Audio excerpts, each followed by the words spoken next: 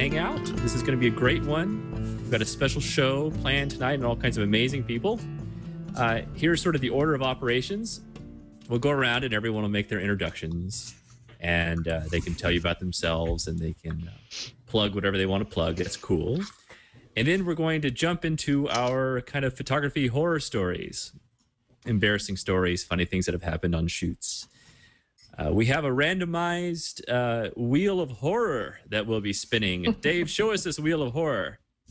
Right on. Where's our wheel of horror? I'm asking my number one guy here. It's coming. Right, pull it up. We got to see this thing. It's exciting. Oh, I think this thing wasn't on demand as I thought. Oh, you assigned everyone a color. Look at that. Okay, don't spin it yet. Don't spin it. I'm just demonstrating. Just demonstrating. Okay, good. Thank you. Wow. And then everyone has brought a number of horror stories they will be sharing with us. So that's, and then just like last week, we had sort of these Google Plus photographer discoveries. We always finding new, interesting people to follow and circle on Google Plus. So we all brought one of those to share. And then we have questions and answers at the end. Everyone that's watching the high def feed on live.twit.tv, you're welcome to join the chat room. I'm in there. A lot of other people are in there. We're going to be looking for questions and kind of hanging out in there as well. So everyone is welcome. All right, let's go around to introductions. Let's start with Jeremy, who's got a really cool square aspect ratio with his camera somehow. How's it going? Good. How are you? I'm good. So we're starting with, we're jumping into horror stories? No. Tell us about yourself and your website and what you do and this and that first.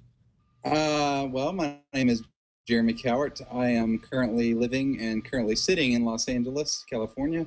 And I guess you could say I'm a celebrity photographer. I'm not a celebrity, but I photograph celebrities. You're a celebrity. I love it when there have been a few people before that have called me cocky because I call myself a celebrity photographer, thinking that I was calling myself a celebrity. Anyway, I shoot entertainment and musicians, and I do a lot of humanitarian stuff. And I founded an organization for photographers called Help Portrait, where we give photos to people in need around the world. And I'm a huge Scott Kelby fan. Well, let's go next to Scott then. Scott, you've got one fan here. I'm a huge Jeremy Cowart fan. I had to surprise him with that. That did catch me off guard. Well, Scott, tell us all about you. Not that nobody knows about you already, but just indulge us. So I write books on photography and on Photoshop. And I run an association called the National Association of Photoshop Professionals. So I'm a Photoshop guy by trade. And let's see what else. Oh, I run a worldwide photo walk. That is a nightmare. But it's great fun when it happens, but everything leading up to it is a total disaster. And then let's see what else. I am publisher of Photoshop User Magazine and executive editor of Light It Magazine, which is an iPad magazine for lighting. And I teach basically Photoshop. That's what I'm in. I am in Austin, Texas, the land of Trey, and taught a class here today. Yes, Scott was nice enough to join us. We just had dinner together, and I asked him if he wanted to be on, and he said yes. So thanks very much for coming, Scott. Oh, my pleasure. And it was a yummy dinner too. It was good. You ate very healthy. I was impressed. I thought you might blow it out, but no. Yeah. I spent 3 years eating bad food. Now I'm trying to eat good food. Yeah, you can dial it back on occasion. That's all right. Okay. Let's say hello to Nicole Young. Hello, Hi, Nicole. Trey. Hi. Hello. I'm a food and I guess lifestyle photographer. I do a lot of stock photography and I write books, and I have a job with Scott's company over there. I do help desk for the NAPP. So that's me. I'm in Seattle. Yay. Yeah. All right. The sun is turned into a big nap hangout somehow. Yeah. I don't know how. Sort of flash nap mob. Okay, now let's say hello to your beau, your in case people don't know, this is photography's latest power couple. Your paramour over here, Brian. Hello, Brian. Tell us all about you. Oh, well, about me. Well, yeah, I am happily co-joined with Nicole. Co-joined? Co-joined with, is that? Yeah. Oh, I'm blushing. No, I'm currently in Portland and just moved here. I work for On One Software. I'm the curriculum and education manager, and we're actually a sponsor of NAPPs and in Photoshop World and the various tours. I believe we actually had representative at Scott's event at Austin today. So, yeah, there's a lot of going on over here of this NAPP love. I do our webinars and our education and our training videos, but I also shoot primarily Trey, as you know, a lot of HDR stuff, and I'm moving into landscape. Now I'm here in the gorgeous Pacific Northwest. So yeah, that's that. Cool. All right, thank you. And Miss Katherine Hall, tell us all about you and your show and everything you got going on. Hey, Trey. Hello. Welcome to Twit Network. Yeah, it's exciting. Welcome to the family. That's awesome. Thanks. So for those of you that don't know, I am the Twit photo host with Leo, and I'm a professional photographer. I'm seeing Scott's face, but I'm assuming you guys are seeing me right now, correct? Yes, we see you. Okay, cool. And pro photographer, and also, oddly enough, a big fan of Scott Kelby myself. Just doing a little reading before the show, and look at it. This is how you know it's real. I have pink bookmarks. Oh, that is good. Thank you. Anyway, yeah, and really excited to be on this panel. Cool. Well, happy to have you. And hello, RC. I was just writing something over at the live Twitch chat, and I was like, you know what? This is gonna make it freaking impossible for me to talk about me right now. So I'm gonna be like, hi, this is RC. I work for the guy over there. So, Other way. Oh, the other way. Yeah. Wow. I'm a photographer, one of the Photoshop guys over at Kelby Media Group. I write for Photoshop User TV or Photoshop User Magazine. I do Photoshop User TV, and I host my own show with Larry Becker called D-Town TV, the show for DSLR shooters. So basically our charge is just to kind of teach photography and teach Photoshop.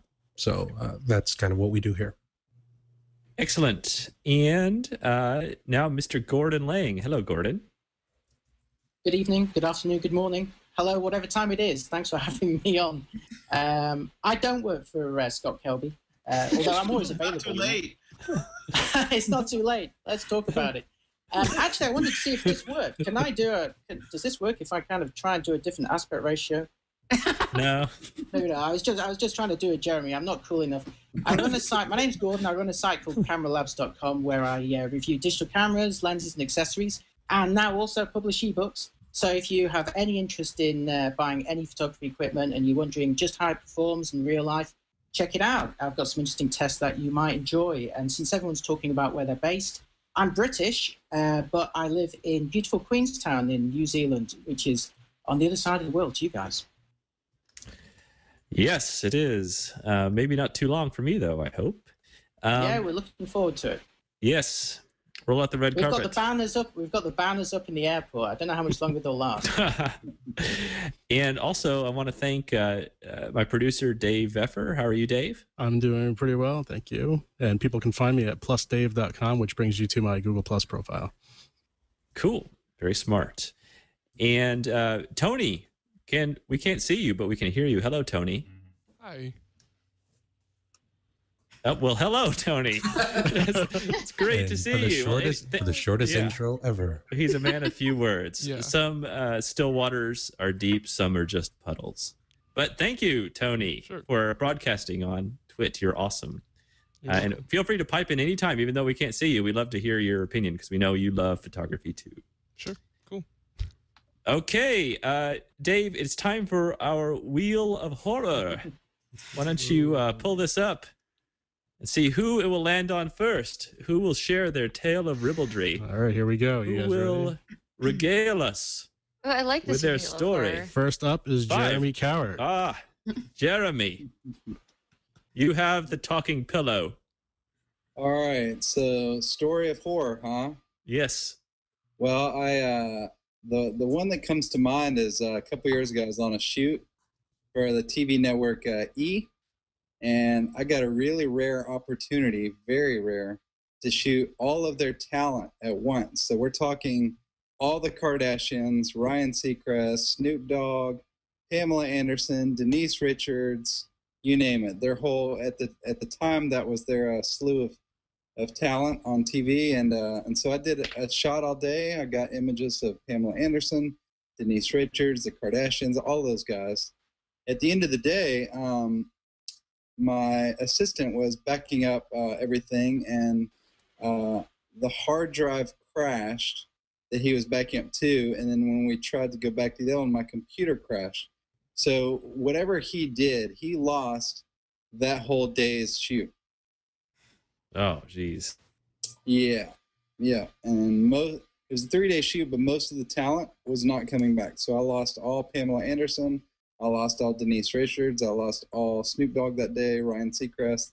They were all gone.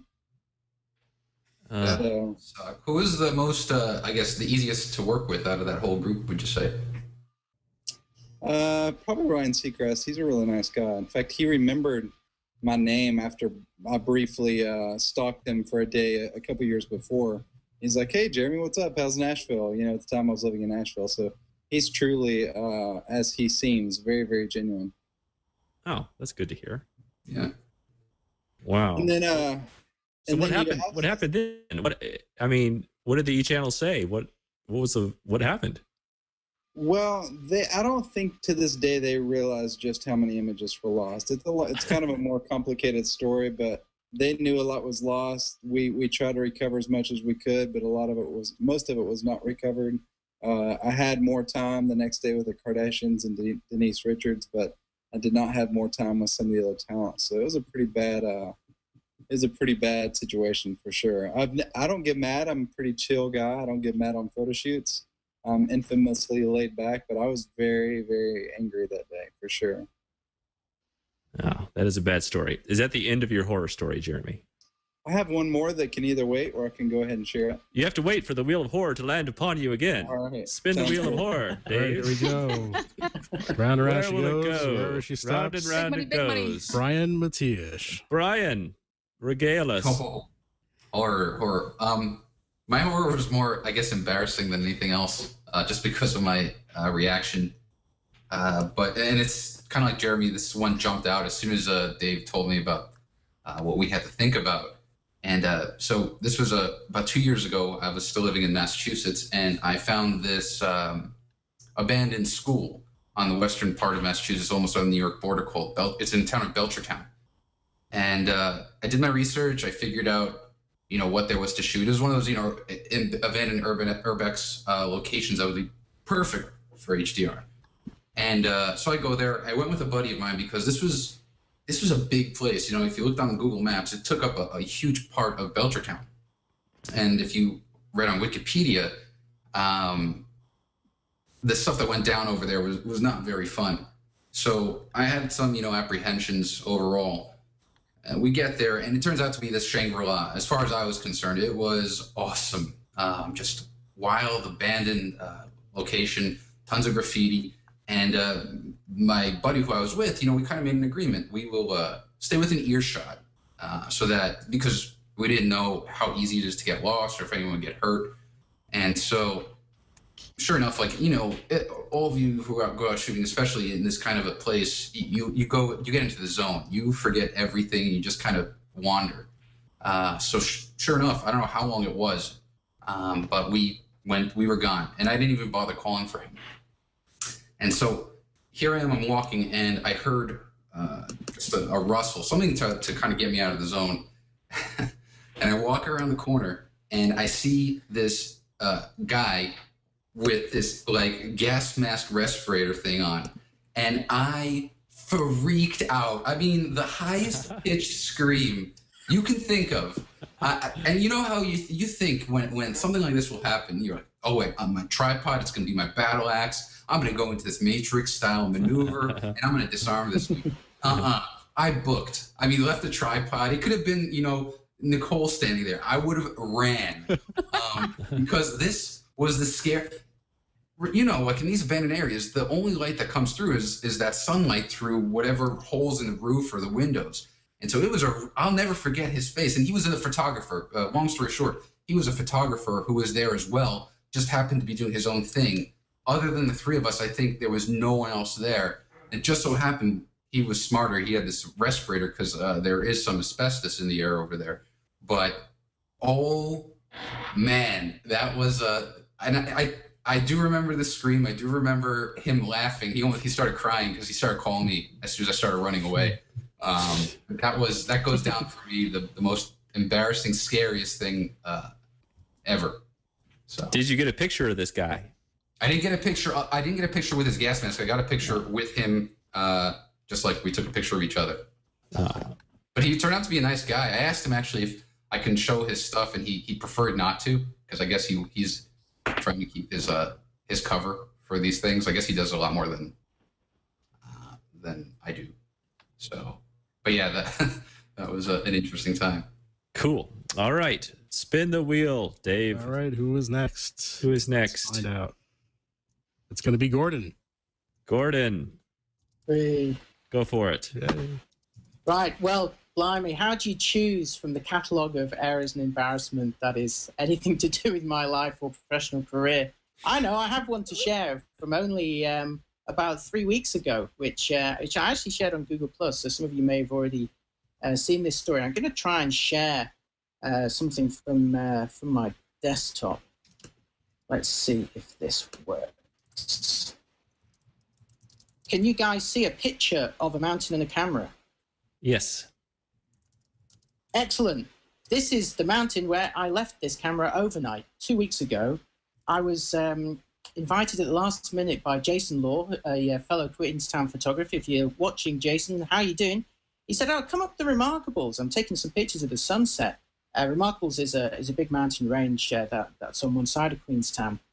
So I drove up to meet him. And being, a lily-livered limey, I was expecting him to be at the side of the road, but he wasn't. He'd bushwhacked off into the distance, and I was getting... They have this plant, this native plant called speargrass, and I don't need to tell you anything more about it other than that the name suits the plant when it's jabbing your flesh as you try and find your friend who's taking pictures in meter-long grass. Now, I had two cameras with me, one that I was testing and one of my own kind of reference models.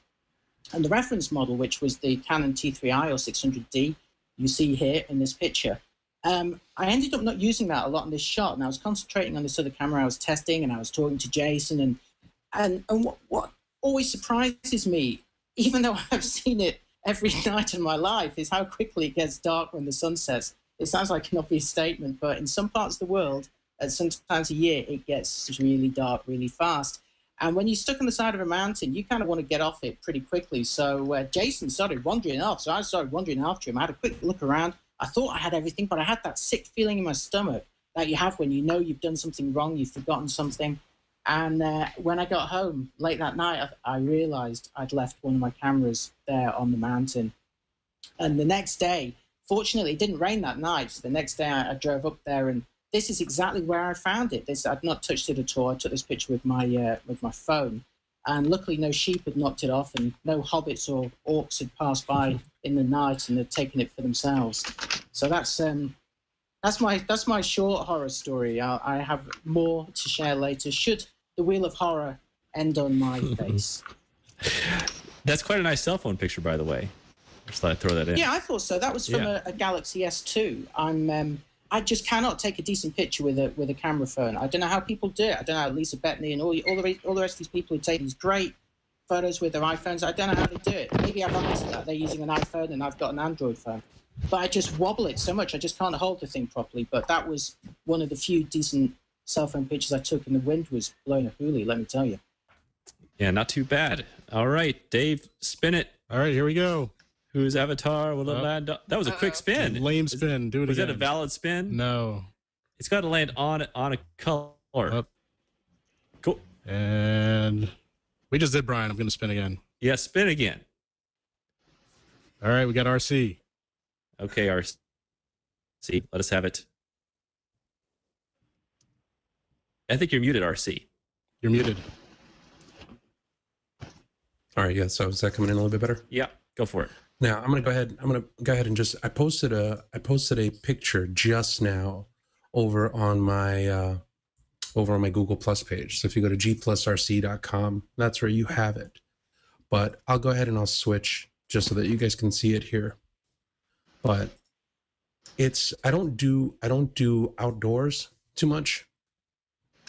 So this is the picture that I have, which is a picture of a bald eagle, which I think is kind of cool. So I was sitting around not too long ago down here, and I've never really been interested in wildlife stuff, but there's a couple of doctor friends that I have in the area that are like, oh, we got to go shoot eagles. So there's this place called Honeymoon Island, not too far from where I live. And we're like, all right, let's go out and let's go do something. And we go out there and turn around and I'm like, all right, great. Let's see. Let me just switch this back over here real quick. All right, so there's the eagle. So we go out and we get to Honeymoon Island, and there's these huge lenses. Like, bird photographers don't play when it comes to like carrying lenses. There's like 600s with teleconverters and like 750s and things like that. And we get there to the spot, and there's an eagle's nest in this facility. So they're like, all right, well, where's the eagle's nest? We get to the person in the front. They're like, all right, well, go down this walkway, and you're going to see some barricades. Just go over the barricade. Don't worry about it. Just keep going, and then you're going to run into the eagle's nest. So we go over the barricade. We see a barricade. We go over the barricade, and we get to the eagle's nest. Now, I'm literally like, I think that if I wanted to lob a rock at the nest, I mean, obviously you're not supposed to, but if you wanted to, you could do that. But so I sit there, and now I'm with a 600.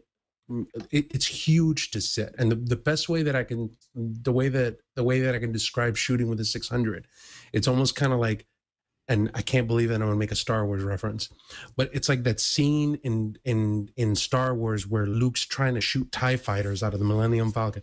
It's just swinging all over the place, and you can't hit a damn thing. I was just trying to. It's like I get a corner of a tail or I get a corner of a wing. But I'm like, these things are freakishly close. I'm like, this is really good. And I'm looking behind my camera, and I'm like, this is like fish in a barrel. I'm like, this is pretty easy. I can do this. So we're shooting, and I'm like, this isn't as bad as I thought it was going to be. So as it turns out, we're sitting there, and this eagle's just kind of swooping around. And I'm like, chill, eagle. Don't worry about it. It's just going to take a couple pictures. Nothing big. So we do that. And as we're kind of wrapping everything up, all of a sudden it's like a cop shows up, and he's like, what the hell are you guys doing here? And I'm like, eagle. Like, we got to take a picture of that. And he's like, don't know. And he's like holding his arm and holding on his side, and he's like, you guys stay right there. I just finished phoning like the troopers and all of this kind of stuff. You guys are on federally protected land. And all these cops show up, and I'm standing there, and I'm like, what's going on? And it literally took the better part of an hour and change before all these cops showed up. And they're like, listen, the guy at the front told us that we saw a barricade. Jump over this fence. What happened was they were running a race at the same time, and there was a dude who was supposed to show up and put a barricade up to divert people for the race. He slept in late that day, and he wasn't there. So the barricade wasn't there. So the next barricade that we saw was the federal protected lands something minimum distance net for this bald eagle. And we just went right over it. And we're just like, just hanging out under the eagle. We're like, sup, eagle? So we're like in this like super federal, they're going to take you into the pen and do stuff. overshooting an eagle. And they're like, we're going to have to confiscate your cards and we're going to confiscate this. And I'm sitting there, I'm trying to talk as fast as I can and pull cards out of my cameras because I'm like, I'm just going to stick them in my pocket and put my dummy cards in there. But that was a very, very scary experience. And considering the fact that I'm from the Bronx, it's to have the scariest experience be shooting a bald eagle in Florida was kind of trippy. But after a while, they kind of understood it. And hey, cool eagle pictures. So, well, at least you got a picture to show for it. Right? Yeah. I was like, that's right. The painful eagle. Cool. All right. Spin it. Who's next? Spin away. Trey Ratcliff is now your turn. Okay, that's me. Okay, I'll tell a story from China. I was in the Hunan province, super duper remote place, and I had an assistant down there, sort of a local guy, and I was going to go out the next morning to shoot, and I was staying in a hostel. Normally, I don't stay in hostels. I like to stay like in nicer hotels if I can, just because I have stuff and I want it to be kind of safe. And, you know, when you're in a hostel, you never know who you're going to be sleeping with, like some, you know, Romanian fiddle player. You know, you never know. And so I got both rooms to myself. So because I like to lay out my stuff. And I knew I was going to have to get up really early the next morning. He said, I have to be downstairs at 4:30. 4:30. Are you sure it's got to be that early? He said, yeah, so 4:30. Okay, fine. So, so I go to sleep. I wake up on time and I get all my act together and I get downstairs. It's like 3 flights, and it was super dark. And it's sort of an old kind of house, like sort of a Chinese family's house, but there's sort of a front desk and you can kind of make out stuff. And anyway, I went to the front door and I tried to open it, but it was locked. And I kind of felt around and searched, but there's no bolt lock or anything I could turn. There didn't seem to be anything. And then I realized it was the kind that you had to use a key on from the inside. I thought, oh no, I'm locked inside. What am I going to do? So I shook on it a little bit. Then I started looking around the lobby to try to figure out, you know, how am I going to get out of here? And near the door, there was this big white box. It appeared to be like covered in sheets or drapes or something white, and it's strange and kind of out of place, and I didn't really remember it. And so I went over to the front desk, tried to find a key. There wasn't one there. So then I went back to the door and tried to, you know, jimmy it a little bit. And I thought maybe it was kind of the kind of knob that you could push in and twist, and maybe it would come loose. And then I started shaking it more and more vigorously, and the panes of the glass and the wood was creaking, and it was making quite a racket. And then all of a sudden, out of this big white box, I started seeing like all these elbows and knees and all these limbs lying out. And like this 70-year-old naked Chinese guy flew out of there. He was like real skinny with like ribs showing, and he was like in my face and yelling at me, and it was just all elbows and yelling. And he thought I was breaking into this place because I had made such a racket. And then my assistant was outside. He was begging and screaming and not helping the situation. And then I was yelling back at him. He didn't know what I was saying. I was just trying to diffuse the situation or just let him know I'm trying to get out, not get in. And then I pulled out my room key and I showed him my room key, and he goes, you're a guest. And then he just calmly let me out. So that was sort of the beginning to that morning. And the end of my story. Spin the wheel, Dave. Spin. Katherine, wait, hold up. You can't just all of a sudden, you can't just start off with like an exploding Chinese guy and then just go, hey, that's my story next. Dude. You gotta let people like marinate with that a little bit. It's like, all right. You were safe, everything was okay. Yeah, good. Everything's okay. I didn't get beat up or anything. It's all right. I'm sitting there talking in the chat, and all of a sudden it's just like you started off with a fiddle player who turned the lights off, and it's like all I can think of is just like very, very dark, and then all you hear is Trey. What you thinking about? No, a Chinese golem. Yeah, no, that's more of a Nicole Bryan conversation there, really. Don't get it. Yeah. All right, spin it, Dave. Who's next? And it's Katherine. Katherine is the winner. Katherine. There we go. I'll do something short just to break it up. Okay. So I was in India, and as Brian was mentioning earlier, when you're shooting, oftentimes you sort of forget your surroundings. And I was near the Ganges River standing in some mud, or what I thought was mud. And I was kind of thinking a little bit, but it was like, oh, I got to get my shot, And then when I was thinking up to almost halfway between my feet and my knees, and it was time to get out, and I could not get out. Like I was sinking. It was quicksand of some sort. And so here I am, crazy white girl in freaking quicksand with my camera, like the biggest tourist dork that you could possibly imagine. And it took 3 full-size Indian men to get me out. So was it like in the movies? It was like in the freaking movies. That stuff you cannot, like I physically could have not gotten out. Wait, was it just you, or was it also your gear? It was me and the camera I was holding. Okay, so you were okay. I had a backpack on. Were you just sinking all of a sudden and throw singing? it and just get rid of the gear? It's really slow. It's deceiving because it's not like you're like sinking all of a sudden. So you have that sort of human panic where you think, oh, I got to get out of this. It's more like, oh, I'm kind of sinking in this. I can get out in a second, because the transition wasn't very quick. Was it there like, in the movies, there's always like a vine that you could grab on at the last minute. Was there a vine? Well, but actually, Trey, that's a great question, because that was the problem. And one of the reasons why it took 3 men is they can't get that close to you, because then they're all going in.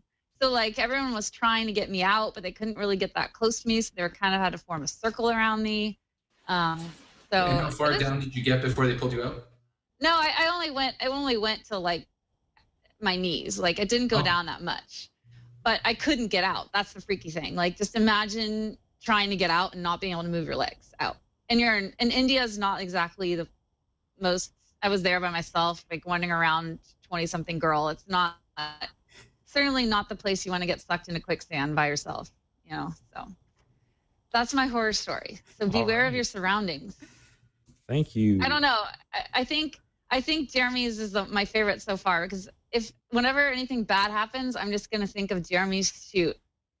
Yeah, that's the worst. It's funny. That's the worst. It's funny because I was sitting here having nightmares about quicksand. I'm like, man, that would be the most miserable, because you could have died. I mean, I could have died. I'm joking about it and laughing about it, but like I couldn't physically get out. And then people can't get you out, like you said, Trey, through a vine. But if you don't have a vine around hanging out, then I don't know. And this is when you can tell that we're photographers, because everybody's just like, man, you know what? You could have got killed. Exploding person could have been all over you. But man, dude, losing a shoot. Wow. Dude, it was Snoop, for crying out loud. Man, what was that like? What was his face like? Well, all of our horror stories may pale in comparison to Scott Kelby. We could dispense with the wheel because we know Scott is next. All right, I don't. This is not a horrible story, but it had an emotional impact because it went so badly that I canceled an entire series that I was going to do.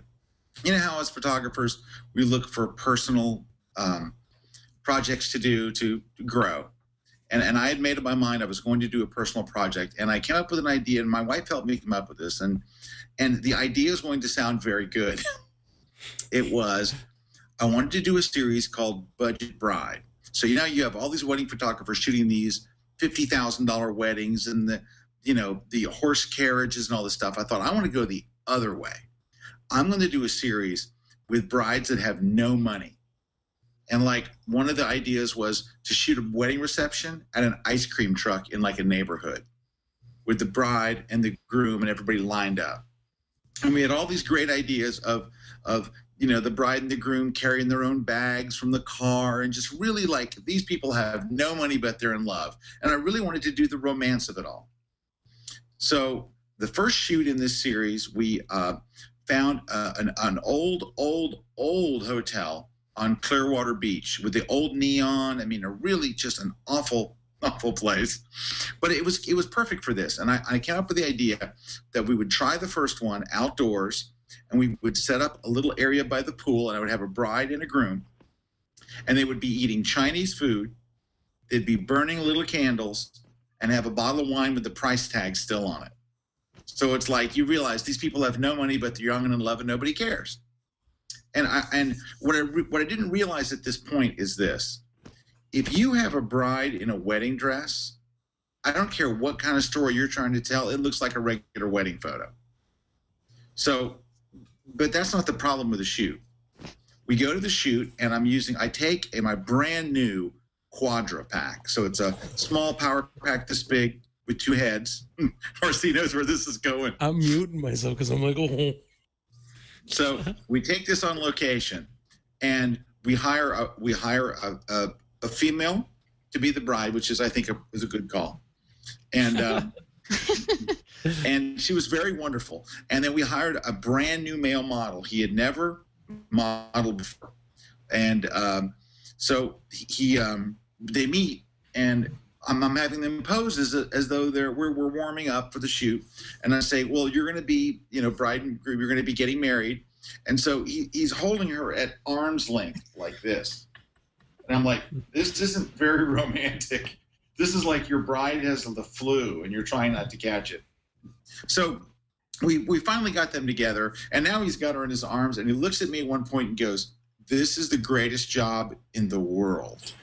Because he's holding this stranger they just met, and he's, and they're really, really hitting it off. But as soon as we actually get the lighting set up, I take 2 shots, and it absolutely starts pouring rain. Now, my assistant, Brad, laid out all my equipment. We had all this equipment everywhere, so Brad starts running around and trying to gather it. I look over, and the Quadra pack is in the pouring rain. It is literally sitting all by itself in the pouring rain. It's $2,400, and I look over, and it's covered in water. So I grab it, and I pull it under the cover. And so it's raining and raining, and there's nothing we can do. It is pouring down at a level. So my wife and my kids are driving. They're out, not too far from where we're shooting. So I invited them to come down. They drive up, and it's raining so badly that nobody can even get out of the car. And I realize this shoot is over.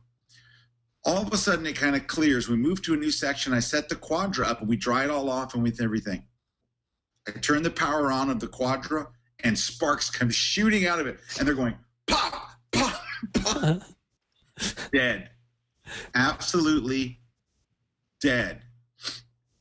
We set up so now we're down to our backup light, which is a Nikon SB900. We set the whole thing up. A huge gust of wind comes. It goes crashing over into the water. I'm like, I'm going to show you I only took 2 frames. I'm going to show you one of the frames because I was so upset when this was done because it just went as bad as it could go. And then when I finally got the shot, it just looks like another bridal shot. It didn't have the romance. I didn't even have time to build it. I lost thousands of dollars worth of I had to pay for 2 models and a wedding dress and all. It was just a disaster from the beginning to the end. Everything. But I want to show you I got 2 frames. I've never really shown these because I wasn't happy with it. But let me do the screen share here, and I'll just show you. All right, so let's see. We want this one. Here we go. Tell me when you can see the picture. We see it. All right. So, lovely bride, lovely groom, kind of a crappy shot. You can see the idea there. We went to a 7-Eleven and bought the champagne. We left the price tag on the front. We have the little tea candles. They're eating Chinese. It's supposed to be romantic. It's just a stupid picture. Look over here. Look at this stuff. Look at all the power lines. This was like a test shot for the lighting, and that's all we were. Because I'm telling you what, 60 seconds from the moment this was captured, we were in the worst thunderstorm. And so I had to jump. Can you see my cursor? Yes. I had to jump under this thing, and I look out over here, and the pack's sitting out here in the rain. So this was the only shot that we got. It was kind of brutal. And so I was and if you look at it, at the end of the day, it just looks like another wedding shot. We never got to develop it, and I killed the whole series. I said, that's it. I'm not going to do it because I didn't want to do wedding shots. I wanted to tell the story, and I was so disappointed and had lost so much equipment that I was like, I'm done. So that was it. Now, there is one silver lining to all of this. So Yes. as we're doing, are you seeing me again? Yes. Okay. So the one silver lining was, so at the end of the shoot, the bride and groom have become very comfortable with each other. And Brad and I are packing up the equipment, and just everything's just dripping with water. And we look and we see the bride go and get into the groom's truck, and they drive away. And we're leaving shortly thereafter, and we see them pull into a very nice steakhouse on the way out. So the good thing that came out of this was it's possible that the bride and groom fell in love. That is a nice story there. However, it destroyed my series. Well, thanks for that one. That was a good one. Hey, before we go on another round of the Wheel of Horror, if people want to ask questions in the chat room, Dave Effer's keeping track of them. You can ask questions of anybody, and we'll go through those at the end. Or people that are watching now live in Google Plus, just go to live.twit.tv and join the chat room. Most of us are in there chatting away, so we'd like to see you in there. Okay, Dave, spin. Well, you didn't do Nicole yet, so. Oh, I'm sorry. Nicole? Sorry. Trey. Well, okay. Brian went, and I think of you two as one, and that's. Wait, I have to think of me and then him on the sideline, though. It should be Right. me first, right? Yeah, ladies. Right. A true But you matriarchal saved the best society. for last. You know, there's actual bloodshed in my horror story. Oh, good. Give us So, blood teaser. and gore. Yeah, it's not that exciting, but stick around. No, so my story is a few years back, I lived in, I think it was 2008. I was living in Monterey, California, and I had my little studio set up in my garage, and I had a backdrop stand. If you guys have ever seen those big pop-up little white reversible white and black background, and they just kind of hang with like a little little piece of cloth that hangs from the middle of the backdrop stand. So I had that setup going on, and I was moving things around. I think I wanted to lower the stand down a little bit. So I grabbed, just you twist it, and then the pole kind of comes down. I twisted it, and then it just went boom right on my hand. And so I got a nice little, can you see my little scar on my finger? Yes. Yeah. It was like squishing out. I could see the insides, and I got a trip to the emergency room and a bunch of stitches. Well, probably like 3, but so that was my exciting bloodshed horror story. Brian, how can you date somebody so disfigured? It's grotesque. A lot of fortitude. Yeah. That finger is heinous. Yeah. The better question would be, Nicole, how can you date somebody with such a high octave shrill? I haven't heard it yet. I'm gonna have to prompt it somehow. Just scare him, induce How a would you do scream, that? I wonder. induce a know. scream, Oh, I and know. then tape it. I'll take him. I'll secretly take him to the jellyfish exhibit at the Monterey Aquarium. Oh yeah. He's deathly afraid of jellyfish. You could do that. Or what you could do is you could just hold your disfigured hand over him when he wakes up. God, that's so bad. Brian, I just want to know that when you scream, do you do the whole hands thing and everything? Or do you Yeah. No, in that one, that was a silhouette of my smoke when I ran. Hey, Like you the know cartoon what? smoke. You see someone come at you with this freaky mask on, and you're in the zone. You're not thinking about anything else. Yeah. So I screamed, and I'm proud of it. I owned it. Yeah, you got to own it. You have to own these horrible mistakes. I would love to be able to reproduce it, but I'm sure everyone's noise cancellations with Google, they wouldn't even get the full spectrum. Yeah. All right, Dave, spin us up. All right, I've Where rigged the are we trap going? door under the next person. Round and round it goes. Where it stops, nobody knows. Oh, that's a. Does that qualify as yellow? I think that. What's uh, going on here? There we go, Gordon. All right, Gordon. Well, it's a setup that went around about 14 times. Yeah, that was very questionable. Well, it landed in the middle Yeah. of 5 and 6, Yeah. and then it landed back on the Yeah, cross. It's kind of in the yellow. Go ahead, Gordon. You're the undisputed All right. champion of this round. Go. Oh, really? Well, you're going to be potentially disappointed with this one. This is more a kind of practical horror story as opposed to an amusing or extremely pain-worthy one. It's actually to do with an event that only happens once, and this is both an exciting thing, but a terrifying thing for many photographers because you can't get the event to happen again. You know, you can't. If you make a mistake, you're stuffed. And there's quite a few of these, but the biggest one that I ever took and completely blew was the final flight of the space shuttle. Now, the clue's in the title again, the final flight of the space shuttle. They're not going to do it again. I mean, you know, maybe at a wedding or some other event, you might be able to get them to sign the vows again if you blew it, or you might be able to get, you know, somebody to stand in the award place, but they're not going to launch that spaceship ever again. So I had one chance to do it. I actually had two chances to do it. I went for the second last launch, but they didn't fly it when I was there. So I went back for the last one, and I'm going to share a picture, hopefully. For some reason, iPhoto doesn't do what I want it to do. But hopefully you should now see... Oh, come on, man. Oh, yeah, do you see this picture? That's me having found my camera on the mountain. Do you see that one? Yeah, we see it. Yeah, that's me feeling quite pleased with myself. All right, here we go. Right, this is a kind of, not before and after, this is a during and during. The space shuttle sits on the ground for days, weeks, even months, allowing you to line up your shot very, very easily. You really should have no excuse in terms of your composition. You know where it's going to go. It's going to go up.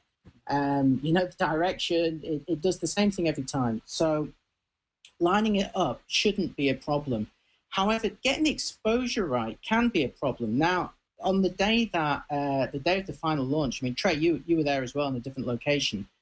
It was kind of a bit overcast and pretty hazy, and the seeing wasn't fantastic from where I was, but I kind of metered it very carefully because you've got to do this all manually, because when this thing goes up, the engines behind it are so bright. I mean, this was the biggest shock for me. I'd only ever seen pictures of a rocket launch before. I'd never seen one in person. And when you look at those engines behind it, you think, well, sure, they're bright. You know, they're white. But how bright are they really in person? And they're like two little bits of the sun poking out under those solid rocket boosters. They're that bright. So if you were relying on any kind of automatic metering, you're stuffed, because it's going to go, whoa, it's totally bright, quick, big, you know, fastest shutter speed you've got, smallest aperture you've got, and everything else is going to be silhouetted. So you meter for the actual spaceship itself. So I did all that, and it's like 5, 4, 3, 2, sun comes out. And I was like, what? Oh, my God, I've got 2 seconds. What do I do? So I just whipped around the shutter speed setting on it, and I must have dialed it down by about 4 stops. And, of course, it's flying now. You've got your finger on the button. Everyone's cheering. And all you can think, I mean, I'm loving the moment, but all you're thinking of is, man, I think I've blown it. You know, this thing is going to come out looking terribly. So on the left is what I actually captured. And it looks like it's almost like a night launch, but that's in the middle of the day. And my pictures were all horribly underexposed. And on the right is an attempt that our good friend Scott Coupling did for me using, I think, the Vivetsa, is it? The plugin from Nick, which allows you to actually say, look, I want this bit to be bright, but don't change anything else. Because what I wanted was the orbiter, the actual spaceship, to kind of look white, because that's what it does, but kind of without affecting anything else. So I've ended up with a picture that I'm pleased with, but is absolutely not representative of what happened on the day. And I don't feel so bad, because I seem to recall you saying, Trey, that you'd also had some exposure problems with the shuttle as well. Is that true? Yeah, mine was, you know, my winter shot ended up being with my 50mm prime, which was after my big camera started buffering right after about 12 or 13 seconds. It still had room before it hit the clouds. I picked up my Chewbacca bandolier 50mm and started firing away. And those were all horribly overexposed. But, you know, these raw files, you can dial them back and really rescue them. So I felt stupid when I saw the result, but then I thought, oh, it's a raw file, you know, I can. But they were all very fast shutter speeds and super bright. So I had it was sharp and all that good stuff is just overexposed. But yeah, I know what you One of the other problems I had is that I had so much equipment with me and I had a lot of redundancy there. I had backup cameras.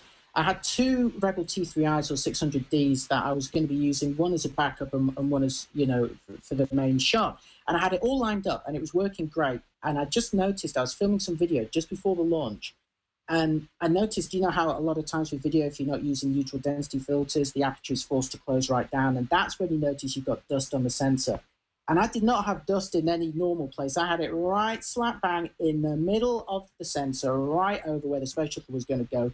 And even with a 500mm lens and a crop frame body, it was going to obscure most of this spaceship. And I thought, I cannot have that. And this was literally about 20 seconds before the launch. So this was before even the sun changed all the conditions. So I quickly swapped the body for the other one and thought, great, I'm absolutely covered. I feel so smug because I've got this thing set up.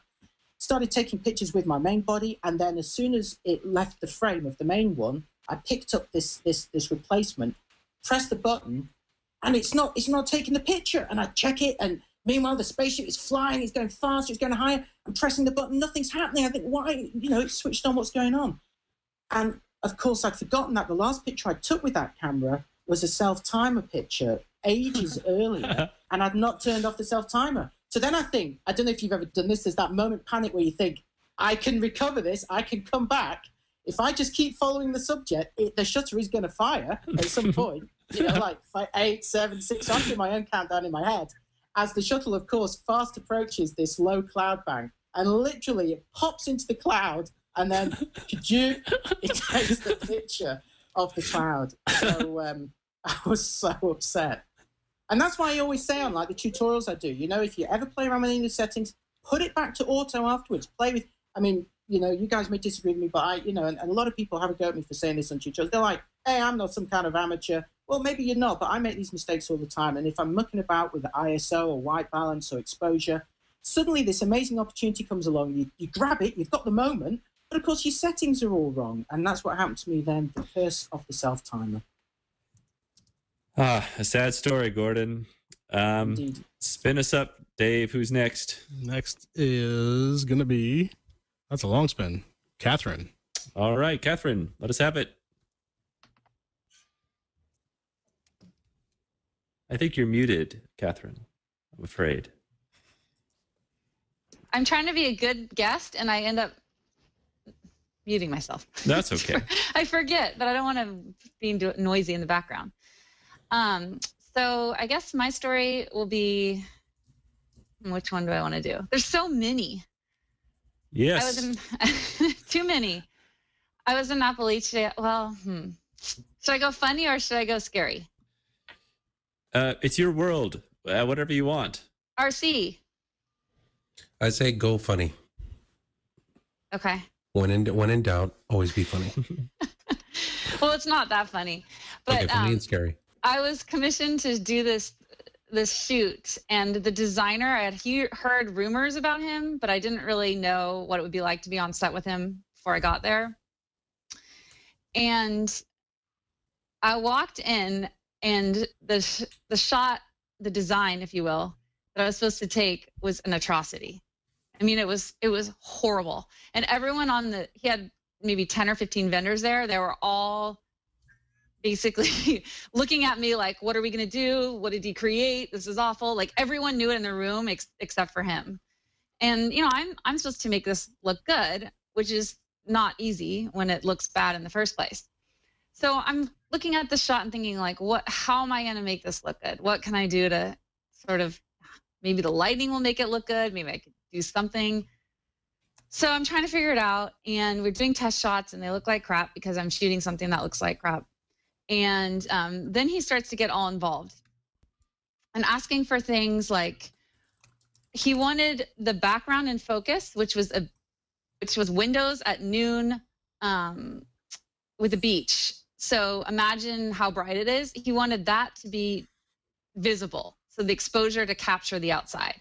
But then he also wanted the foreground to show a fireplace with candles. So we started explaining to him, like, this is not, we would need to like do neutral density filters on the window. Like, there's a certain level with the gear and the team we have where our limits are tapped out. and he got attitude and he was mean, and this isn't funny actually. It was awful. It was really horrible. I should have told my scary story. But anyway, it was funny at the time when I think about it, looking back, because it's really hard when you're shooting something, when someone's expectations are not grounded, and then the subject matter is horrible on top of that. And yeah, that's my story. Okay. That sums it up. That was a doozy. I got no reactions. Everyone's asleep. No, I'm watching. I bet the wheel. Everyone's reacting. I don't think we want to interrupt. I think the wheel will mysteriously avoid me for the rest of the evening. No, you never know. With the wheel of horror, will show us. Okay, spin it, Dave. Hey, Dave. By the way, if it lands on somebody that has already spoken their second story, we'll go to the nearest person to the right that has not given their second story. But in this case, it has not, because it landed on Nicole Young. Okay. You know, actually, show hand. I have to give credit to the reminding of this story from RC, because he just threw something in the chat room that reminded me of this. When I really started when I started calling myself a photographer, which, you know, I think for a lot of people it takes a while before you can say I'm a photographer. I was shooting on Nikons. Now. What's that? So no, everybody says that now. Just okay. Well, back in the day, but I used to shoot on a Nikon, and I shot with a Nikon D200 for a very long time, which the ISO, you know, can only go to 1600. It has a lot of limited capabilities. You can do a lot with the camera, but I do stock photography, and with stock photography, the inspection process is really meticulous, and the images, you know, they go through it, and they have to be clean, and they can't have a lot of noise. So, you know, with all that, so you have all that background there. I did a stock shoot with a local model. She wanted some portfolio pictures for a commercial style of shooting. So we did a bunch of her sitting around with the phone and just very clean stock photos. And as I was driving home, because it was about an hour drive from where I was living, I was driving home, and like halfway through, somehow that big light bulb went on my head going, oh my God, I completely forgot to change my ISO. It was at 1600 the entire time. So I had an entire shoot at 1600, ISO 1600 on a Nikon D200. I was like, these photos are completely garbage. There's no way they're going to make it through the inspection process on iStock. And, but it has a happy ending. So I ended up editing all the photos using like Noise Ninja or something, and every single one of them made it up through the inspection process. But I think a lot of people have done that, you know, where we photograph something, and I do most of my stuff at really low ISOs, like 100. Maybe I'll push it to 400 depending on the circumstances. But, you know, we want it to be low ISO, it's low grain as possible, and then it's, you know, it's like, oh crap. Yeah, I've done that a few times. But so you like Noise Ninja, huh? I use what's that other one? Is it made by Image Ready? I'll think of it in a minute. But you like Noise Ninja? I haven't actually used it in a long time. I think it kind of got killed when I updated one of my. I can't remember why. I may have switched from PC to Mac. No, it was after that. I think it's just for an update to like Lion or something. I can't remember what the time frame was, and I couldn't use it any longer. I used Noiseware Professional. It's great. I think I like it better. Yeah. Noiseware was awesome, but they never updated to, I don't know, it depends on the gearhead, but they never updated to 64-bit on the Mac, which is 64-bit. Yeah. Yeah. Just with me from a CS5 and a Lightroom standpoint, I don't think that I've ever, as much as I used to use like Noise Ninja and Noiseware and things like that, just luminosity, noise reduction in Lightroom and in Photoshop have just been more than enough. I'm like, these days, when they showed, I mean, we spent a lot of time playing in Photoshop. When they turned around and they said, hey, take a look at this noise removal in Photoshop, I bet that there was just a collective from all these companies when they came out with that. It's just noise reduction in Lightroom, and there's really no point for you to get another piece of software at this point. Sharpening, I haven't felt the need of using anything. I always go somewhere else, but noise reduction, using Lightroom, using Photoshop, You don't really need anything else. Well, cameras these days are good enough too, where you don't always need to even reduce the noise. It either looks like green or you're just okay with it. And Lightroom 4, they're bringing the noise reduction brush, the adjustment brush, so that right there. I mean, that was my biggest complaint with Lightroom 3 was it was a global noise reduction. So to be able to draw where you want the noise reduction is nice. Yeah, I think if you do everything in Lightroom, then noise reduction there is just, it's amazing. But I still do so much of it in Photoshop because I take the result of my HDR process and I bring that in as a layer. And that's always noisy as all get out. And then even when I go through and repair the my JPEG that comes out of Photomatix or whatever with layers, I still have noise problems. So I can't do it in light. It's too late. It's the cow's out of the barn. So I have to do the noise reduction later in Photoshop. That's why I do. Wait, do you just open up the image in Photoshop and then run a plugin? Yeah.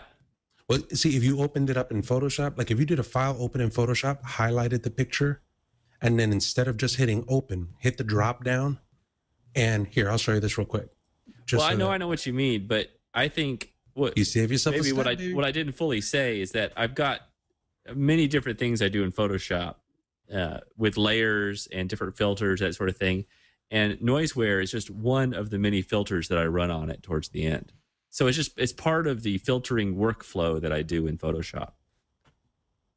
Could I ask everyone that we're all kind of obsessed with noise, and when I'm testing cameras, it's one of the first things that I test. You know, what the noise level's like, what's the noise reduction like, what's it like at different ISOs.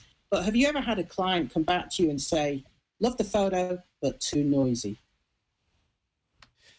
Well, only the noise police say that, and I ignore the noise police.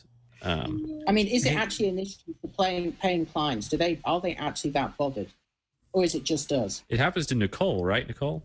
Well, with stock photography, I don't deal directly with clients, but I deal with the company with iStock, and they have inspectors, and they are more lenient on the noise levels. I think they're obviously they don't want something that's supposed to be a very clean production, which was what I was doing in my horror story. It should have been noise free. There's no reason for it to have any noise. More artistic noise or something where if the photo could not have been created without any noise, then, or without not adding noise, then yeah, you should create the photo. And you're still going to get stuff through the inspection process. They want their photos to be really clean and just very usable. And, they just want high quality images. Really, they have a really good team of inspectors over there that keep the quality level really high. I'm trying to remember who it was that said it, that Scott, you might be able to help me with this, but somebody had said, you know what, if they're paying attention to your noise, then you miss the shot. Yeah, someone said that on the chat stream. If you try to do a shot and all you have is the noise, then you miss the picture. Hey, RC, will you go ahead and show that trick you're about to show me? Dirk Heindorfer wanted you to still show the trick.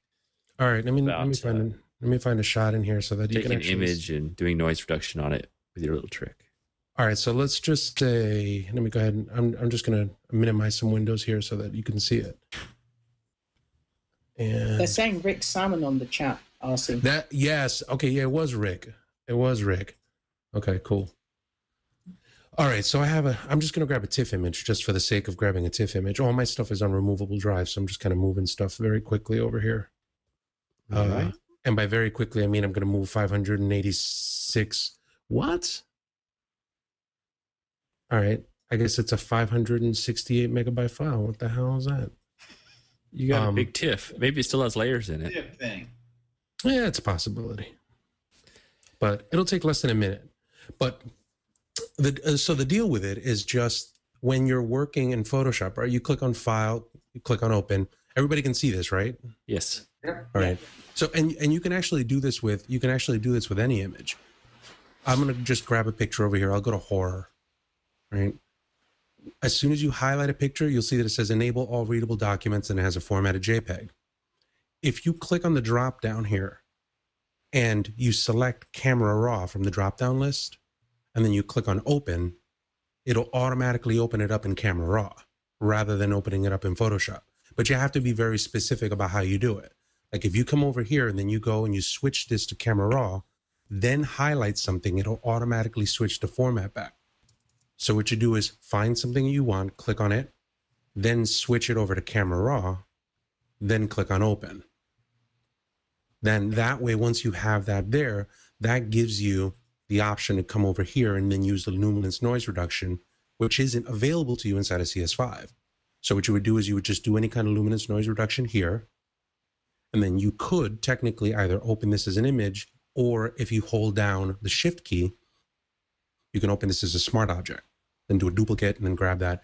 So for anybody who doesn't have like noise reduction and you just want to do it straight out of Photoshop CS5, you could technically just open the object and inside of here, go to layers, do a right click, make this a new smart object via copy, double click on this one, and then take this noise reduction and bring this down.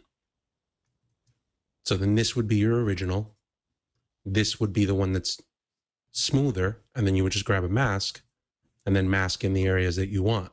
So they have really, really good noise reduction. So it's a lot of the times it's like, may as well just use those features. I mean, they're there, and you can save the money that you're going to use for that for other plugins that you're going to need. It's true. It's a good point. Nice tip. Well said, RC. You're an educator. You should get a job at Kelby Media or something. I would hire him in a heartbeat. Yeah. Give that guy a raise. Okay. Spin the wheel of horror. Here we go. Number 3. Nicole. Okay, wait. Nicole, so we skip her to Brian. Skip her. To who? Brian. He's next. Brian? Yeah, you wanted to go to the right. Oh, clockwise. Clockwise. Okay, yeah. I meant right in order of boxes. we have no system here. But Chaos. A random system is as good as any system that's based on a random system. So, Brian, go. This story was more just it was back when I was doing commercial work before I was with On One, and it's one of those things where you don't know what's happening until you get called out, and it was a total innocent thing. But I was shooting for the Intercontinental Boston. It's a hotel, beautiful exterior, beautiful interior, and they had this room that was called the Champagne Room, and they asked me to shoot it. I go in and working with their marketing person. They had their own little art director with me. And we're shooting, and I was doing tethering directly to the computer. I get some brackets because it was, kind of similar situation to what Katherine was saying. They wanted to have a lot of the brightest lights exposed, and it was overall a very dark room to begin with as well. So single exposures wouldn't work, and exposure blending wasn't going to work either. So it had to be tone mapping. And the thing that I didn't realize as we were processing, and here I have these two people looking over me, and I hear them just kind of chatting, and it was got me pause for concern. And I turn around, and I don't know how many people know, but I'm actually red-green colorblind. I really can't see any shade of red, and it was one of those things where it didn't really even cross my mind. It's something that you live with all your life, whatever it is that you have, and the colors must have been so. Even though I did my white balance, I created a custom color profile with my color checker passport. I did everything by the books, but when you can't really tell what the colors are in front of you, I apparently was butchering it, and there was a model there as well that we masked in the original skin, and her skin tone was off totally. So that was one of those horror stories where usually I'll work. Back then I would work with, or after that job, I would work with, I'd hire someone like a consultant to make sure that the colors were on as well. But that was one of the most, next to screaming like a little schoolgirl in that urban exploration shot, that was one of the most embarrassing, horrific things, because you really can't, I mean, Trey, I think maybe you could to some degree relate, but it's like you can't really. It happened to me in my driver's test too in Brooklyn, where the guy told me to make a broken K-turn by a red car, and I drove right past it. I didn't even realize it. I didn't put two and two together to even tell him that I can't see red, and he thought I was, playing around with him. So that was that was an unfortunate situation. It was a great job. You know, it was a lot of fun. They were really, afterwards, they were really understanding. But sitting there, and it's like, oh, man, the cold beads of sweat go down. The shot was great. Everything was great. But the colors were atrocious. So they ended up helping me out with that part. You could have just said it's your own special style of cross-processing. Yeah, what are you talking about? I intended this is a new thing. Sure, her skin's a little green. Okay. Yeah. Dave, spin us up. Ding, ding, ding. This thing always spins in a different direction. So Brian is gone. Jeremy, you are up. All right. So about 3 years ago, every photographer has their dream gig. And I had my dream gig, and that was shooting the advertising for the show Lost. Because about 3 years ago, that was the biggest thing on TV, and everybody I know that was watching it, and I had started watching it. And so I really wanted to Every time I talk to you, I find out something amazing that you did that you've just kind of left out of casual conversations like this. Well, sorry, go on. I'm sorry. I didn't mean to interrupt. You haven't heard the horror story of it yet. Okay. So my favorite show is Lost. I'd always wanted to shoot it, and that was like my dream gig. And so a call came, and it was actually a call to shoot something else. It was a call to shoot a movie poster, which I'd always wanted to do movie posters too. And so I got the call to do the movie poster, and I was super excited about it. And then a week later, I got the call to freaking shoot Lost from ABC. And usually with TV shows, they put 5 to 8 photographers on hold, and then they go down through the chain, and finally they vote and pick their one photographer. Well, they had already done that. I was already the photographer to shoot Lost. Done deal. I was going to go to Hawaii, spend several days shooting the cast. Well, my agent had to turn it down because it was booked on the same day as this other movie poster. And so I was really depressed, really sad, really whatever. But I was like, still, the silver lining is I get to go do this movie poster. Well, the movie happens to be Crazy Heart with Maggie Gyllenhaal and Jeff Bridges and Robert Duvall and Colin Farrell. And so we turned down Lost. So we go out to Santa Fe to shoot this movie poster for Crazy Heart. And you guys still hear me? Yes. Okay. And we set up for like 2 days. We pre-light. We do all this stuff. We're getting ready for the big shoot. So the shoot starts. I get Maggie Gyllenhaal. I'm like working with her. I get like 5 minutes with her. And then she's like, okay, I got to run to keep filming, but I'll be back. I'm like, okay, cool. And then so next up is Jeff Bridges. He's like 100 feet from us, like right next to set filming. And he decides that he's just in a bad mood and decides he doesn't want to shoot that day. He's being a diva. So, I mean, I literally needed him for 2 seconds to get this one shot that we really needed. But he refuses. He doesn't want to shoot. And then it turns out that Robert Duvall had a day off that day, so he wasn't around. I don't know why they didn't figure all this out beforehand.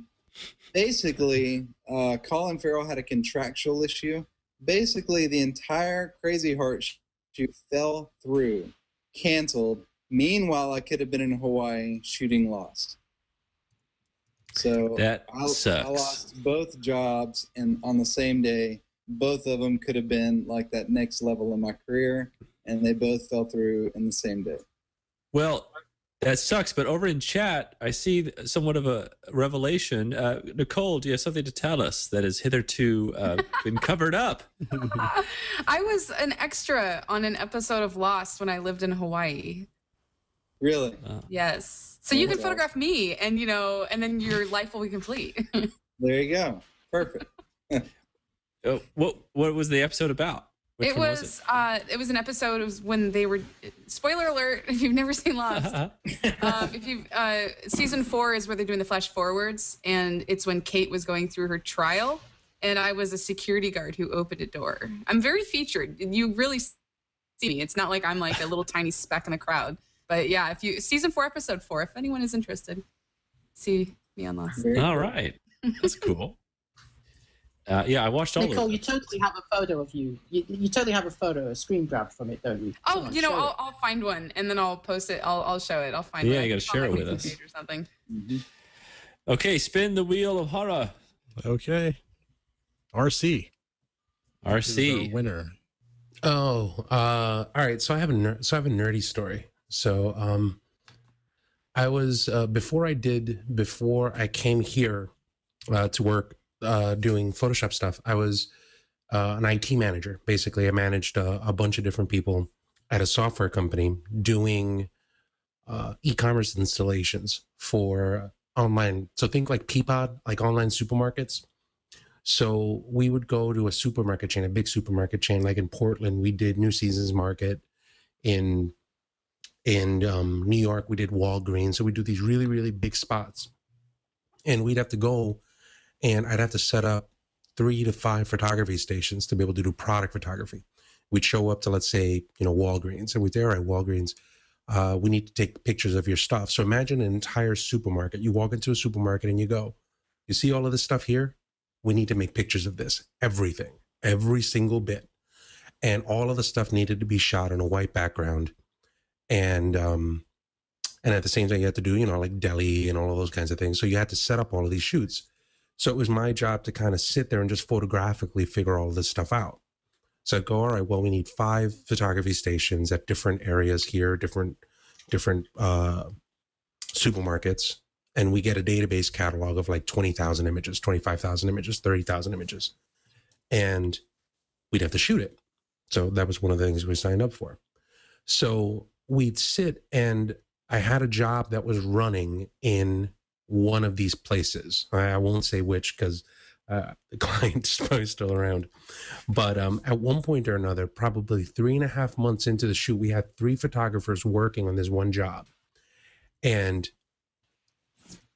I get back to the client site, and I'm like, all right, guys, how you guys doing on this thing? And I'm like, specifically, you need to shoot this on a white background. There has to be no discoloration. It has to be a white background.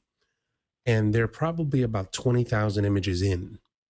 And I'm like, all right, where are we? Are we going to be done in 2 weeks? And they're like, we don't know. We don't know if this stuff is on a white background or not. And I'm like, what do you mean we don't know? It's like, well, it either is or isn't. I was like, was it white? And it's like, well, it looked white. And I'm like, no, not looked white. It needs to be completely white because it's going to go on a white website. If you put it up on a website with a color, it just doesn't look right. So I'm screwed. I'm sitting there, and not only it's not like one folder, 20,000 images. It's like 4,000 folders with all these different images and all these different sizes and things like that. And I'm sitting there and I'm like, I have no idea as to what to do. And I'm like, but I'm not going to deal with it. I'm like, I'm not going to deal with it right now. I'm just going to leave. And I was scheduled to go to Photoshop World. This was when I was an attendee. I just went to kind of hide from work. And I was like, I'm going to go to Photoshop World. I'm going to go hang out. And it was actually, Scott, one of the first times that I had met you when we went out with Matt in the Hummer. Yeah. So we went out in the Hummer, which I thought was funny because so I go there and I'm like, I'm not dealing with this right now. We'll find people, we'll hire people to literally go through one by one and go, is this work? Yes. Does this work? Yes. And I left and I went to Vegas, and I'm sitting in Vegas and I'm like, well, I got to figure this out. And I ran into a guy named Jeff Tranberry, who's a big scripting guy for Adobe. And I was like, you know what? I have an idea. And I'm sitting, and all of a sudden, it's like just sitting with Tranberry and sitting with a couple of other people, I get this idea. And I'm like, dude, I could script this entire thing. In Photoshop, not only do you have actions, but you can actually, like, if you know, VB script, or if you know JavaScript, you can actually code something, a complex script. And I'm like, this is great. This is really cool. I got it. And I remember the first person that I told was Matt. And we were driving to go get something at midnight. And I'm like, Matt, I have this idea. All right, this is what I'm gonna do. I'm gonna build a script that's gonna turn around, and it's gonna take all of these files, and it's gonna map a portion of the document to 255. And then based on the determination of that kind of, and Matt's looking at me like this. Like, he could not be any less interested in what I was saying at that point in time. And I'm like, this is really cool. And I left and I figured it out. And basically I wrote a script that said, take a look at this picture. Take a look at the upper left-hand portion of the picture. Just take a selection of it. If that picture shows up as complete white, let's say 255, 255, 255, I want you to move that picture over there. And then if it doesn't do it, I want you to move that picture over there. And this is something that we were going to spend weeks doing. And I sat there and I was just like, all right, let me see if this works. We put it up on one computer. And I was like, all right, I hit the button. And sure enough, all of a sudden the computer just started going, just spinning right through, spinning right through, spinning right through. And in about, I think it was like 8 hours, it actually finished and it sorted everything out.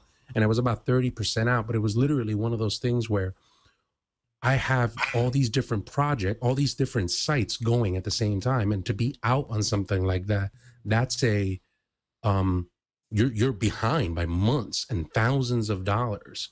So for me, just to be able to be in an environment where I turn around and I can actually be inspired to do something nerdy, it's a very nerdy story.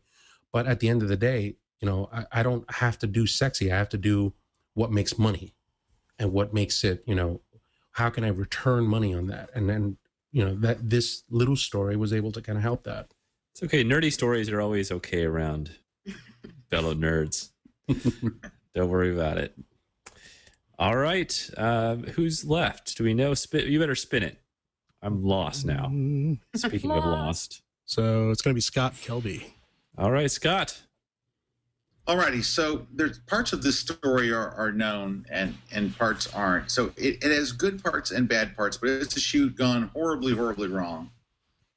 Very, very early into the shoot. It is last year. No, excuse me. It is, yes, it's last January. I am shooting the NFC championship game for the NFL. One of these two teams is going to the Super Bowl.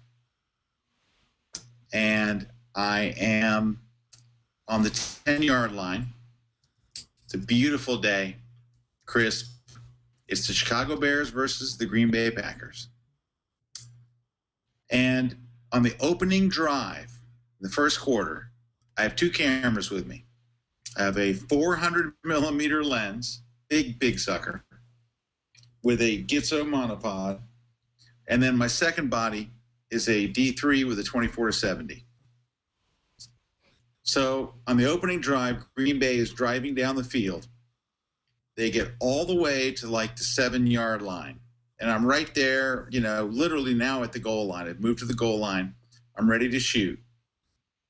Aaron Rodgers does, he fades back for like an option. Fades back for a, what did he do? I forget what the play was. But he fades back and he decides to do a keeper. And he goes running for the end zone. And I'm sitting there and I'm watching. And I'm like, oh, good, he's coming right my way.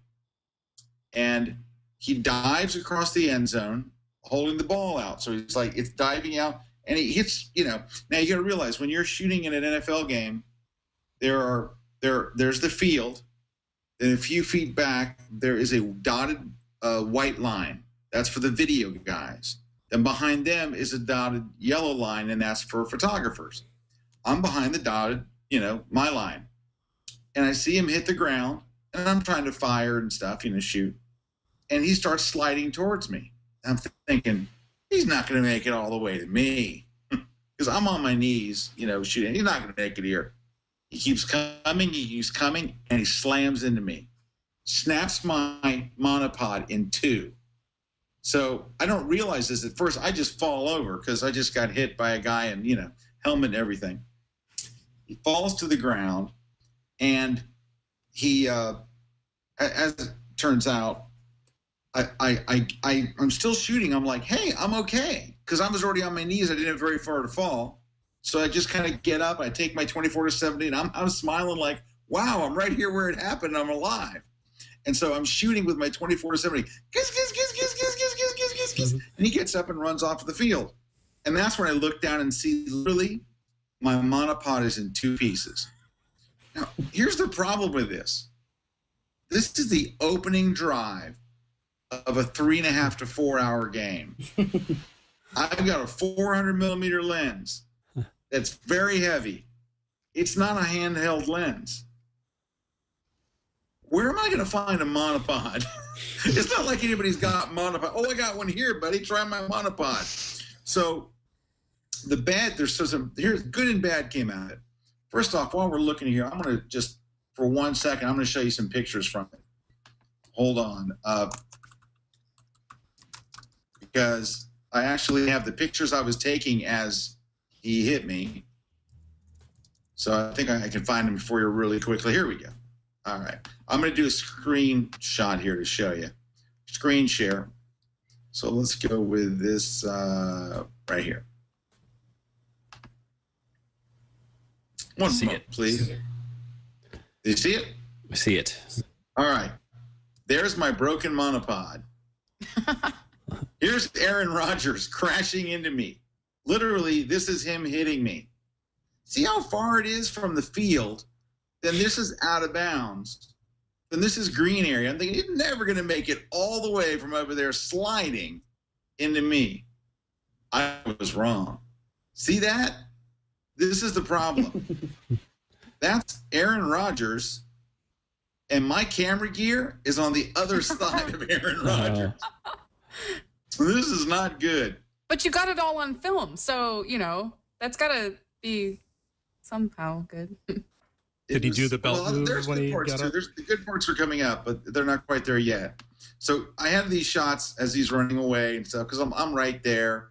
And there's me on TV. Somebody took a shot of the TV. You see the little fox thing there. And there's me still smiling, shooting, because at this moment, I do not know my monopod is broken.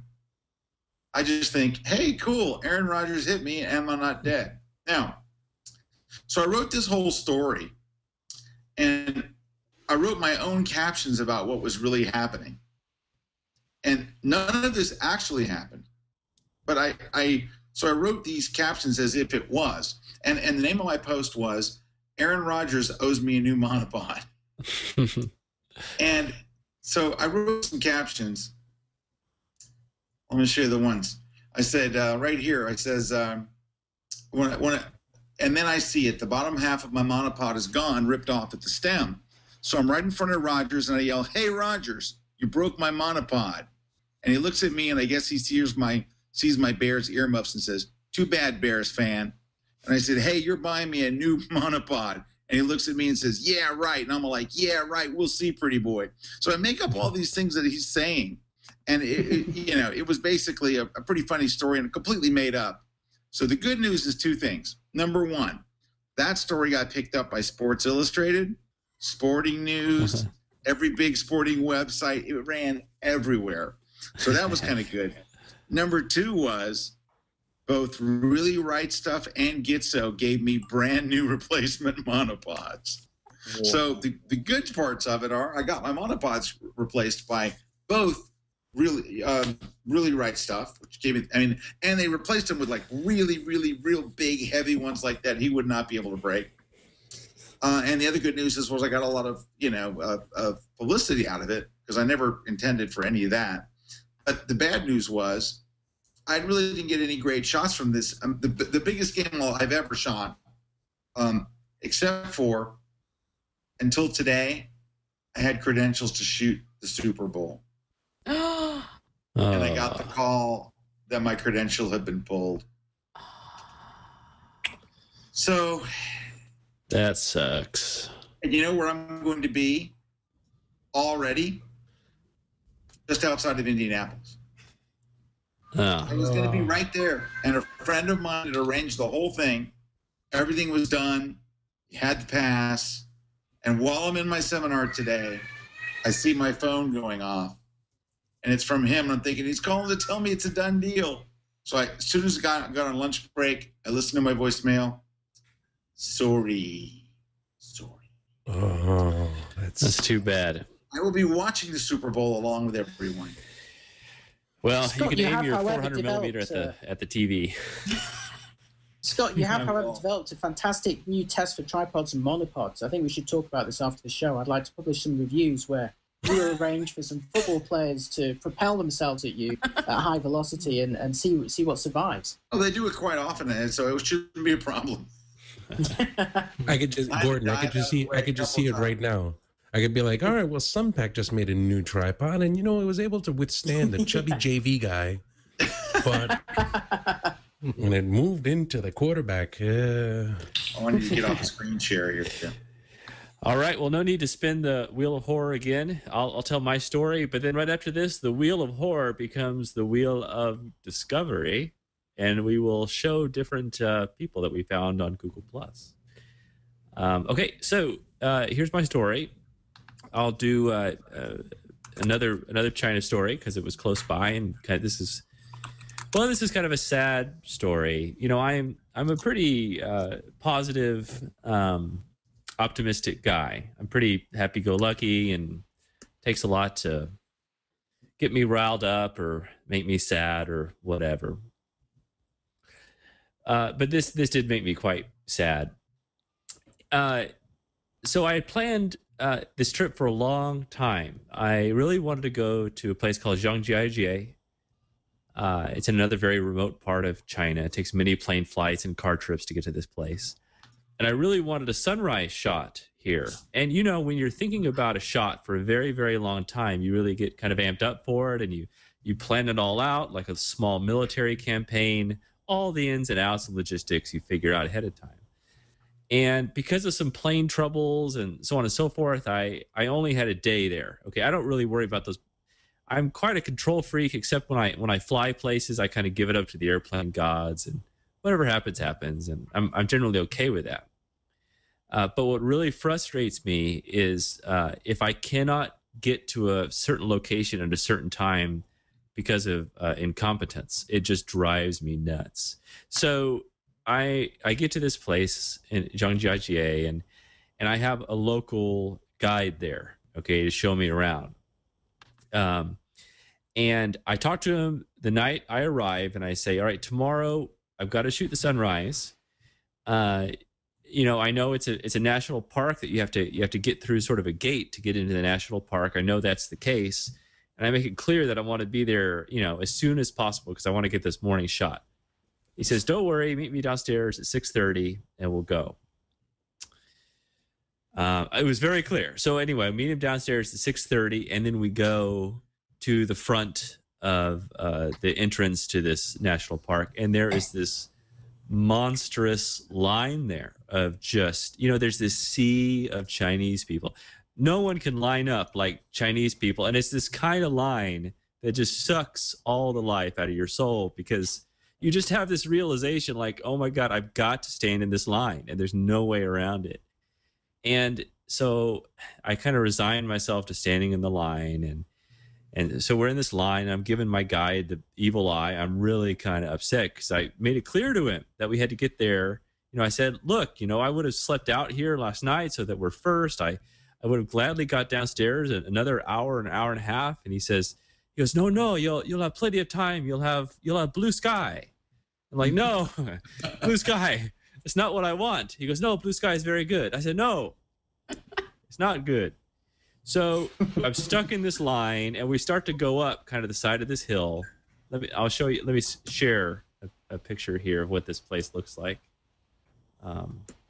This is one I've been working on. So let me unshare now that you get the idea. So we start to go up. We go up a different part, not that particular one. We're in a different part of the park. And then once you get to the top, you take a tram or something. The line is just going so slow. I'm really just seething inside. I'm so angry.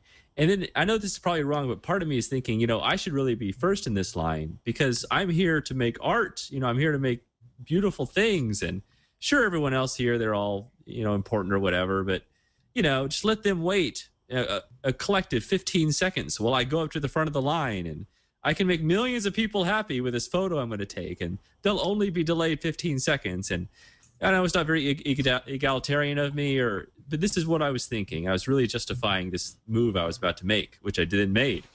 So I took my guide and I said, look, see that other side over there? There's an empty side of the stairs. That's where people came down, right? It was totally empty because it was the morning. Everyone was going up. I said, we're going over there. We're going to go up the down. So I convinced him to jump over. We start booking up these stairs, and everyone's looking at us because nobody breaks the rules in China. That's not a place to break the rules. So we go up, and about 3/4 of the way up, there are these two military guys. All right.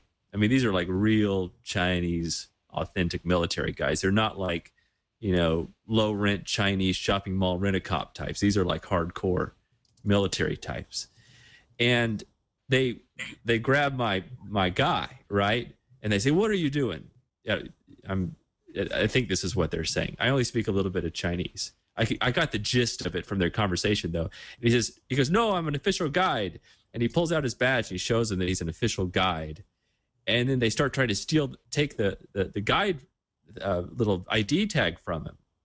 And then I start trying to reason with these guys, which isn't working because, they don't speak English. It's starting to spiral out of control, and they're trying to take his badge, and they're reaching for their weaponry, and this whole thing is escalating out of control. I thought, this is a bad situation. I need to figure out how to diffuse it. So I started to pull him back a little bit, my guide back, and try to go back down the stairs, and they're kind of pursuing us, and it's getting really, really ugly. And I thought, oh man, this is bad. I don't want my guide to go to some sort of Chinese state prison facility. I don't want to go to Chinese state prison facility. So I finally extricated him out of the situation. We got back down. They let us go. I kind of claimed, white man ignorance.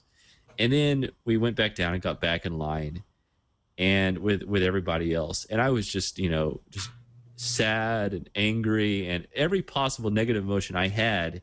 And we finally got up there about 2 hours later. It was kind of like the middle of the morning and washed out blue skies.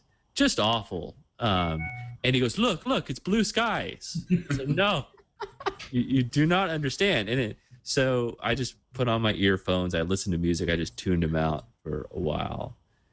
And when you're really sad like that, you kind of have to go into your man cave and just stay there alone for a while until you come out of it in a better mood. And I was there for a long time. There's a nice story that happened later in the day. I won't go into it now because I took too much time, but I'll save that for another time. It kind of, everything came back later that evening in sort of a weird way. So that's the end of my story. And now we will convert the wheel into the wheel of discovery. You see how much different it looks? Discovery. It's completely different. It looks somehow brighter and more positive. Yes, yes it is. It's completely different. Yes. Hey Trey, I'm gonna have to. All right, hey, Trey, fun. I'm gonna have to run to help my kid and help my wife with my kids. So would y'all mind if I went first? No, please go ahead. So I don't know how I found this person, but it is the most fascinating person to follow on Google+. They're not a photographer, but they upload galleries of other photographers and artists. And I am inspired every single day by this user. Do any of y'all have any idea who I'm talking about? I think I know who you're talking about. Who? See if you can guess. It's an Indian gentleman, right? No, it's a lady. Oh. I think she was the one that went with you guys, Trey, on New Year's, right? I don't know what you're talking about. I can't think of her name. Anyway, please. On New Year's. Oh, you mean Kimberly? Yes. Shoemaker? No, he's not going to say Kimberly Shoemaker. Guess. No, that's not who I'm talking about. Like I said, she only uploads galleries of other artists, and so you'll have to go on her album page and view all albums to see why I'm so inspired. But her name is Isabel Sousa Silva. So ISABEL SOUSA SILVA. Hey, and also for everyone watching, I will plus link to everybody later when I share the video, so everyone can follow these and circle these. Can you share your screen to show us what it looks like? It's very NSFW, just FYI. Good. Well, yeah. There's definitely some nudity in some of her albums, but for the majority, I mean, it's like a walking into a fine art museum. I mean, all the albums that she uploads are really, really, really inspiring. I just find myself thinking about what a terrible artist I am because her galleries are so amazing. And so that's definitely my share. I'm find myself continually amazed by what she's put. It's almost like my goal now to get on her Google Plus page because the art is so outstanding. Cool, good recommendation. Well, I'll link her up so everyone can circle her and get depressed. Yes, exactly. It's probably Go ahead, you can leave. Thanks for coming, Jeremy, very much. Oh, yeah, absolutely. I'm going to go help my wife with the kids. And so thank y'all for having me. This has been fun. Enjoyed the stories. Sure. Thank you. See you next time, dude. All right. Sounds good. Bye, Jeremy. See you, Jeremy. Bye. Okay. Spin us up, Dave. Who we have? Nicole. Oh, okay. Let's see. I'll go ahead and do a screen share here.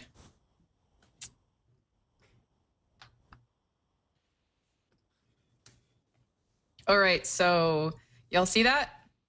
Yes. This is my pick. I don't remember how I found her. I think I was just searching through photos and looking at textured images, and I saw her work in this photo in particular, and I think I just really enjoyed it. It's very, is her, by the way, her name's Isabelle LaFrance. Very clean, minimalistic. I picked another photo of hers that I really enjoyed. It's just very soft and simple, and it just has this quality that I really like about it. So it is nice. Every now and then, I feel like my pictures are so busy when I see stuff like that. I've discovered a few people like that too. I thought, oh, it's so simple. Yeah. So there are a few others in here that, like this is another one that I really particularly like. It's just so simple. It's very subtle. It's almost like a simple painting where the colors just, flow together, and there's just one element right there, and it's gorgeous. So yeah, I'll go back to her profile page if anyone wants to check her out and follow her. Cool. Thank you very much. Spin us up, Dave. Who's next? All right, we're going to say Gordon because he's got to leave soon. Okay, Gordon. Let us have it.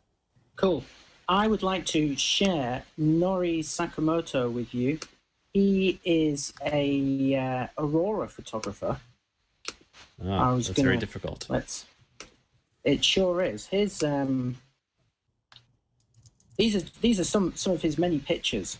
I thought I did have one picked that I'll show you in just a second, but I thought I'd let you have a look at a variety of them here. I found a really great circle that people were sharing. This was a few months ago. It was a bunch of astrophotographers and long exposure photographers. And there's some really, really beautiful stuff being posted on Google Plus of these. And I'm a real sucker for nice Aurora shots, and Nori does some really great ones here. I think most of them are taken actually in North America, like top of Alaska and Canada, those kind of places. And I've attempted to do this sort of thing myself once, and the best I came out of it was almost with frostbite on my fingers. It was it's so darn cold. If you want to see this stuff, you have to let me find a picture. Look, here's a nice one. Do you see this one? Yeah, that is nice. Wow. Yeah. Now you can see from the curvature of the horizon that this is obviously taken with an extremely wide angle lens, some sort of fisheye lens. But it is quite technically hard to take these photos. The temperature is a real issue. I tried it in northern Norway with a great Aurora photographer called Kjetil Skogli. And he basically took the pictures for me. He said, point your camera here, use these settings. And I had these thick gloves on, and I couldn't turn the dials on my camera properly. So I took the gloves off, and he gave me a kind of nervous look. And I thought, oh, come on, how bad can it be? And literally a few seconds later, I thought, this is not good. This is really not good. I'm beginning to feel my fingers dropping off here. So when you look at these pictures, which are often very long exposures, do think of the photographer's discomfort while they're doing this, because it really is quite considerable effort and hardship that they're going through at the time. So that's who I wanted to share with you. I hope you like that. That is a good one. Hey, what can I ask you a dumb question? Do they have Aurora Borealis over the South Pole too? They do. They call it Aurora Australis. So you've got to say Aurora Australis. I don't see many of those pictures though. Why not? Why are they always from the north?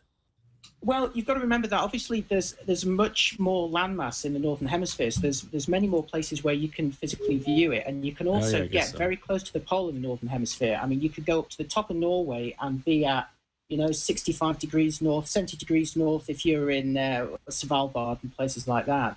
Whereas in the southern hemisphere, there's not many places that are really, really, really south. So you've got to wait for a big magnetic storm. There's an Aurora photographer in Queenstown who does, just pointing out the window to Queenstown. There's an Aurora photographer here who does some really good shots. Also, interestingly, Japanese. Maybe it's a Japanese thing that they like to follow this. So you can see it, but if you want to see like those real spectacular bright colors and massive storms, you've got to get close to the pole. And down here, you'd be on a boat, so your long exposures are going to be pretty tricky. Yeah, cool. And with that, I must bid you a Jew, or a Jer, or a jar, or anything. I must bid you. All right, Sigourney, thank you. All farewell. It's been a pleasure seeing you all. As always, it's great fun. I've got to post a news story in a few minutes, so if any of you are interested in any kind of news after the hangout, check out camlabs.com. That's my advert. I'm off. See you, everyone. Yes, thanks for we're having excited. me. Bye, Okay, Gordon. thanks, Gordon. Bye. Bye. All right, Dave. All right. Who is coming up? This is exciting. RC Concepcion. Okay, give us your find.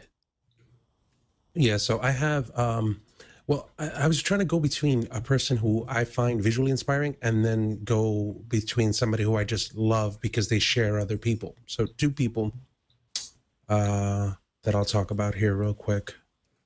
Let's see. The first one that I'll share is Dean Bradshaw. Dean is a commercial photographer based, I think he's out in San Diego. And he does a lot of it. The best way that I can explain it, it's almost kind of like commercial Dave Hill-ish kind of work, but it has a very, very cool kind of like Southern California vibe to it. So all of his colors are very, very pastel-y and just really, really playful photography. He's got some compositing that he does. That's his girlfriend. It's just got really, really interesting work. His lighting is really, really nice. The post-processing on it looks really, really cool. So it's a really nice commercial photographer that's out there and probably a phenomenal guy to check out. Really, really nice guy to talk to too. So I think Dean's a great guy to be able to do that. And cool. The guy that I usually go to listen to really, really cool things is Ibarian X. Ibarian X Perello is a photographer, but he also interviews people. He has this podcast called The Candid Frame. And if you want to hear some awesome interviews with people, Ibarian X is kind of like that Larry King guy. He's got a phenomenal voice, and he really does do a really, really good job at just interviewing photographers and getting people on there. So those would be my two shares for people that you should check out. All right. Thank you, RC. Good ones. Next, Dave, who do we have? Next up, beep, beep, beep, beep, beep. Nicole. No, she went, so it would be Brian. Brian. Cool. Let me just share my screen. All right. Can't wait to see who you found. There we go. So it's colorful. Yeah, this dude, I just actually found him the other day, and the reason why I'm looking for people who inspire me, especially who shoot around the Pacific Northwest now, all these landscapes, these beautiful landscapes. And this guy, his name is Ryan Dyer, and he doesn't have that much right now. And also, unfortunately, the images aren't as higher resolution as I would prefer. But, when you do look at them, this is the kind of landscape photography that always makes me just drop my jaw because it's beautifully executed, but he still maintains this ethereal kind of feel to it. There's something almost otherworldly, like this is a real place, but it's also not a real place. And so that's the kind of stuff that I look for. And so when I came across his site, I was like, I almost instantly knew this is the person who I'd like to promote. It's just, it's tremendous. It's the kind of stuff where I look at it and I say, this is what I want to shoot. I want to be able to shoot like this. And that's a really special thing for someone to, get that illicit response out of. So That's Brian Dyer. He's a pretty funny dude too if you read his commentaries. So that's a bonus to me. Okay, great. Thanks. Well, we only have 3 left. Let's just keep going. How about you, Katherine? Oops, you're muted again, I think. Okay, I'll get better at this. Okay. So I think you have a big advantage over all of us because you've been talking to a lot of Google Plus people for your other show. So you've probably seen a lot of talent. I know it was hard to pick someone, but I ended up picking someone that is inspiring to me for his images, but also for his approach. And let's see, is it sharing or is it not sharing? Not yet. Oh, here we go. It should share now. Yes. I don't want to mispronounce his name. It's Mihailo Radicevich. Yes. Do you know how to pronounce it, Trey? Do you know who I'm talking about? No, I think that's pretty close. It's anyway.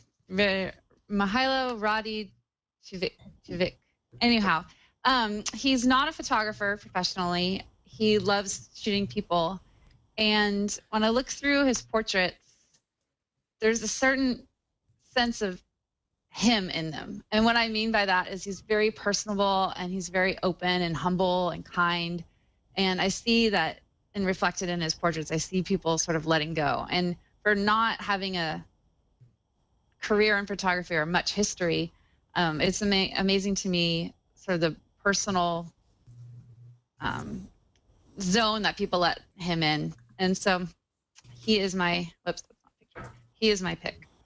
All right, good one. Scott, who do you have for us?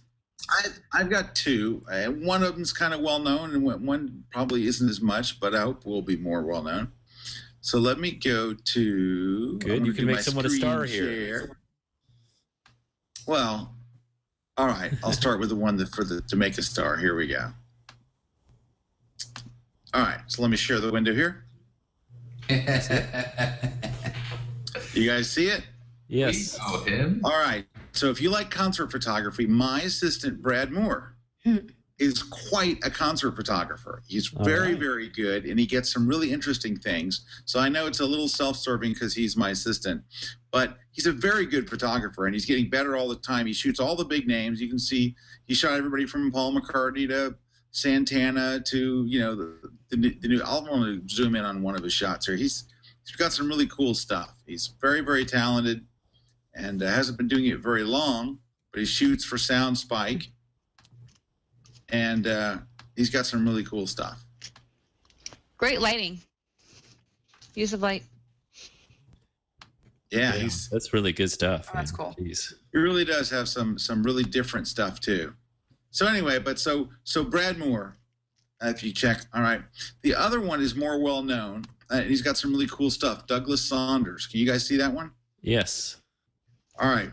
So Douglas is kind of reminds me of guy that RC was talking to about, who I also follow. But he's got these amazing composites and stuff. I'll show you this one. So he's got wild stuff. He works with a retoucher named Justin Pagula, if I'm saying that correctly. And the two of them together, he does the shooting and Justin does the retouching. And they really come up with some amazing stuff. So, and he posts pretty regularly. He's got some really cool stuff. So those are 2 that I think are kind of cool. Douglas Saunders, Sonders, and Brad Moore, a man barely alive. Great, thanks. That's I had Brad circled, I think, but not Douglas. And that might be sort of I'm going to share a guy that I think everyone probably already has circled. But if you don't, you must circle him, because every now and then I find people that I should have circled. They were just a blind spot in my circling deficit. Anyway, let me see here. I'm going to go to screen share. And then pick it. Oops, what's that? Nope. Here we go. So this guy is named Gregory Colbert. He's very famous. Not that that matters, but he is. He spoke at TED and this sort of thing, and he shoots a lot of African type stuff, but very unique. And I only have 2 images here to share. This one and this one. He also has a very nice video that he made. If you just search for Gregory Colbert, you can probably find a preview of it. But he's a great one to circle. Super unique images, and he does it differently and very much his own way. I think that's great. Okay, well, let's do answer a few questions. Just a few this time because it is awfully late.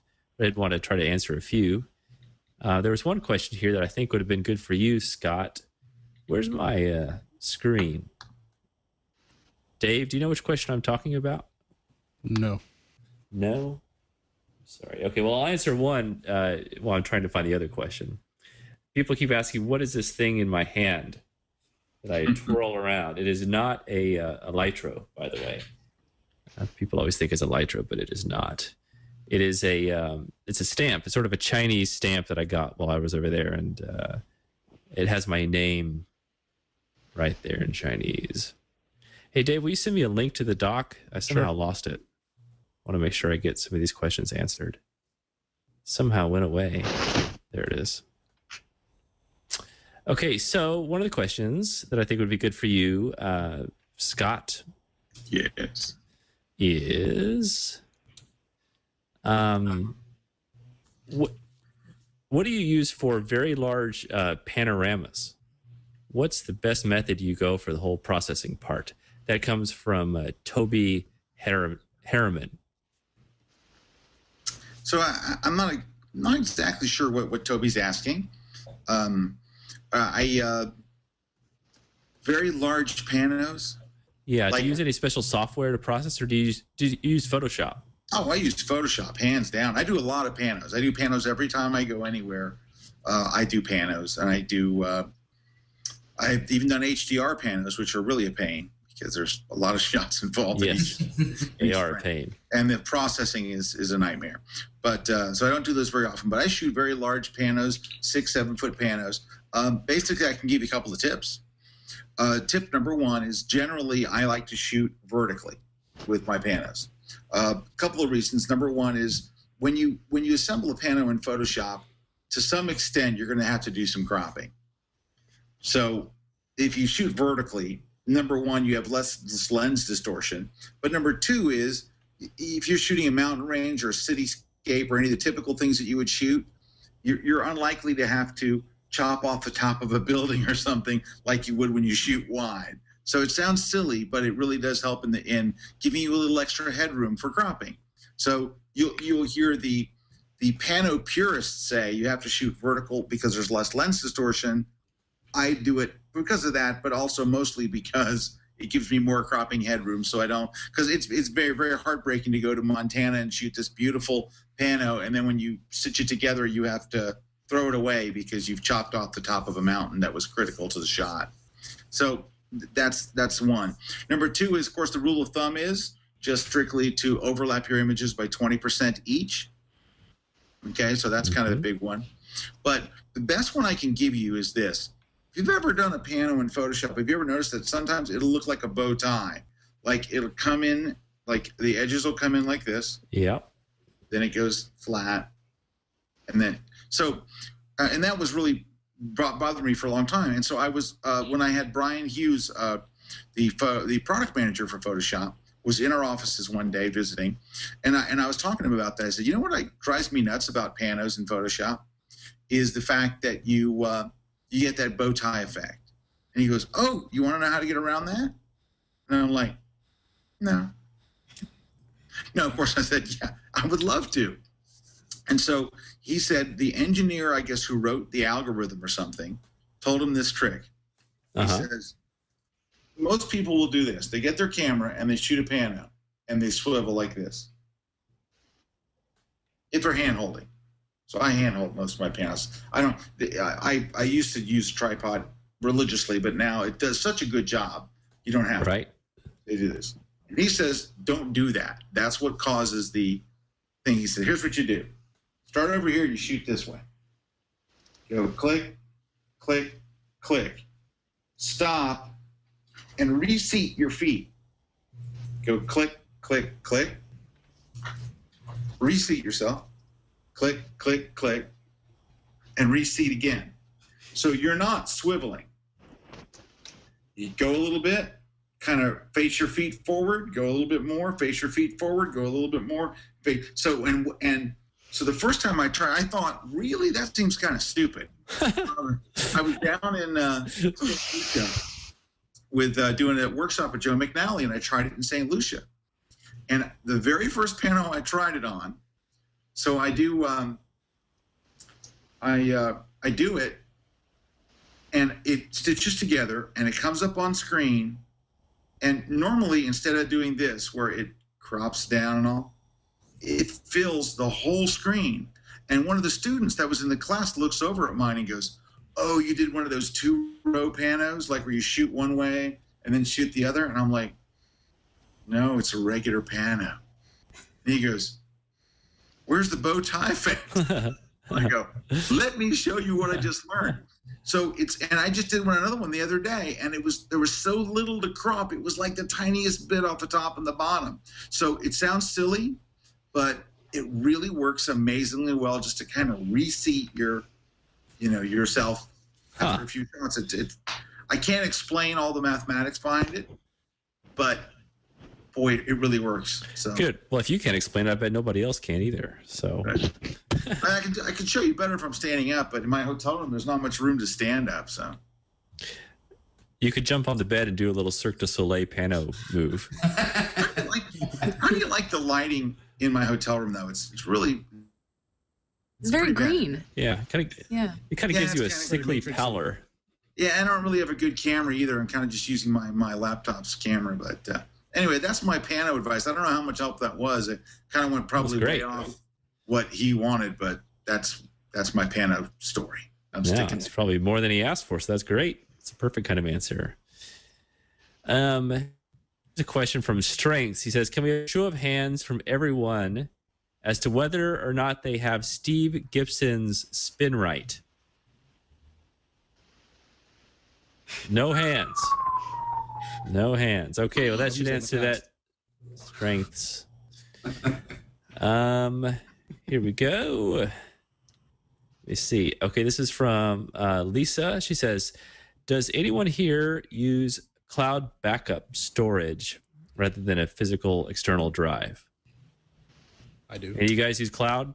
Nope. No, I have like verging, over 3 terabytes of data on my Drobo. I think it would take me several years to actually back up. I think that's the way it is with any serious photographers. You just have too much stuff. Yeah.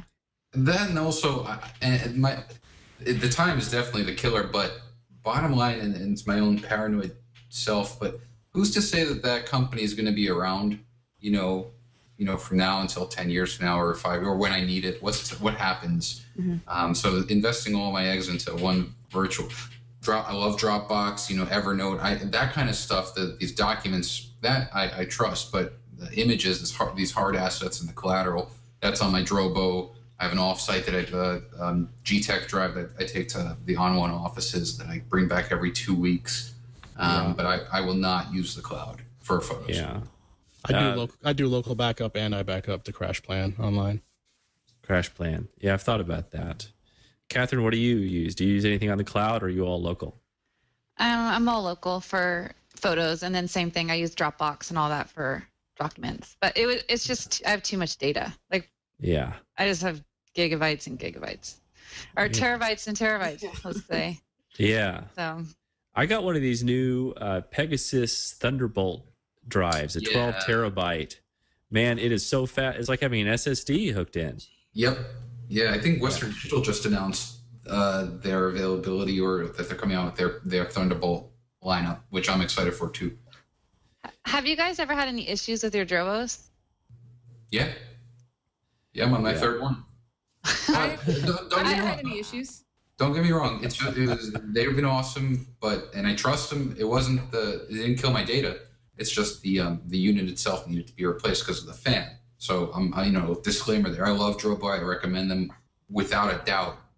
But to be totally honest, yeah, I had to have the fan replaced on 2 of them. But thankfully, all the data was intact.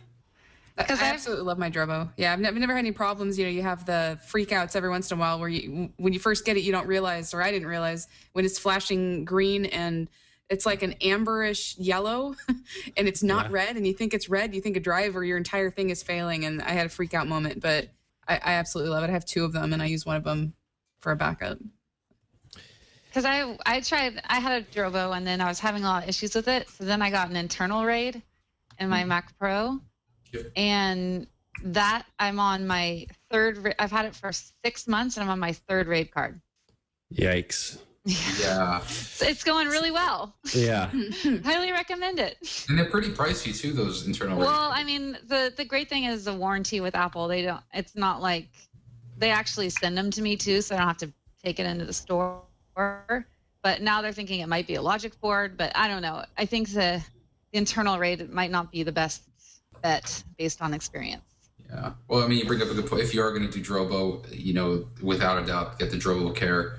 For me, it's paid back with dividends. And just one of those things. Anything that's has all these moving parts or manages moving parts, the extra whatever $100, it's not an option. I factored into the price because, what's the alternative? You lose your images. Yeah. I have 4 Drobos. I don't use them anymore now that I have this Thunderbolt drive. But I had a problem with one of my Drobos. It got fixed. It was a little scary. I had to use console commands and that sort of thing. But it got working again. But I have a Drobo review page on my site, and there is a lot of hate. I don't delete bad comments, by the way, but there's a lot of hate for Drobo. People are very, very angry with Drobo that have lost data, and they're just very angry whenever I say anything positive about them in my review. So I acknowledge that there's a lot of upset people that have Drobos out there. So I do take that very seriously. What's the main comment, Trey? What's the most reoccurring? Well, it's just sort of general hardware failure, and then people can't get the kind of support that they want from Drobo. And I don't know, sometimes people are very unreasonable in what they want from customer support, and maybe customer support is not replacing their Drobo for free, or I don't know what their deal is. And so, I always take that with a grain of salt, but there's still a good number of people that are quite upset with it. Well, you bring up there's a good point there, Trey, is that if your Drobo is your sole repository, and that's your only backup, and even worse, your production volume, you've got bigger fish to fry here. Like the Drobo is an excellent production volume, but either have another Drobo or have another backup solution, both on-site and off-site. Yeah, sure, hard drive prices have gone up a bit with the recent floodings, but yeah, you can't put your eggs in one basket, and just because it's RAID or it's Drobo or it's this or it's that, you need to have multiple solutions if you really do value the posterity of your images. Yes, that's a good point. All right, well, we've had a great night. I want to thank everyone for your great stories. People love hearing these kind of things. I love it. I think life is about collecting stories and hearing them, so I thank you all very much. Does anyone have anything to say before we officially end the broadcast? I'm stoked that you're involved with Twit. I think it's awesome. Oh, well, thanks. This is fun. It's a great family over there, so thank you very much. Yeah. Cool. All right, well, thank you, Scott. Thank you, RC. Did you see my tribute to your Chinese thing? I was spinning. Oh, look at that. A MiFi. Oh, wait, hold on. I got that too. Everyone spin something as a tribute. All right. What is that? Oh, I wasn't sure what that was for a second, Brian. Oh, it's yeah. Oh, you're spinning a little fast. It could have been anything. Totally anything. Yeah. Jesus. Okay. All right. Well, thanks everybody. We could all just kind of wave goodbye, and we'll end the recording. Okay. Bye. Thanks.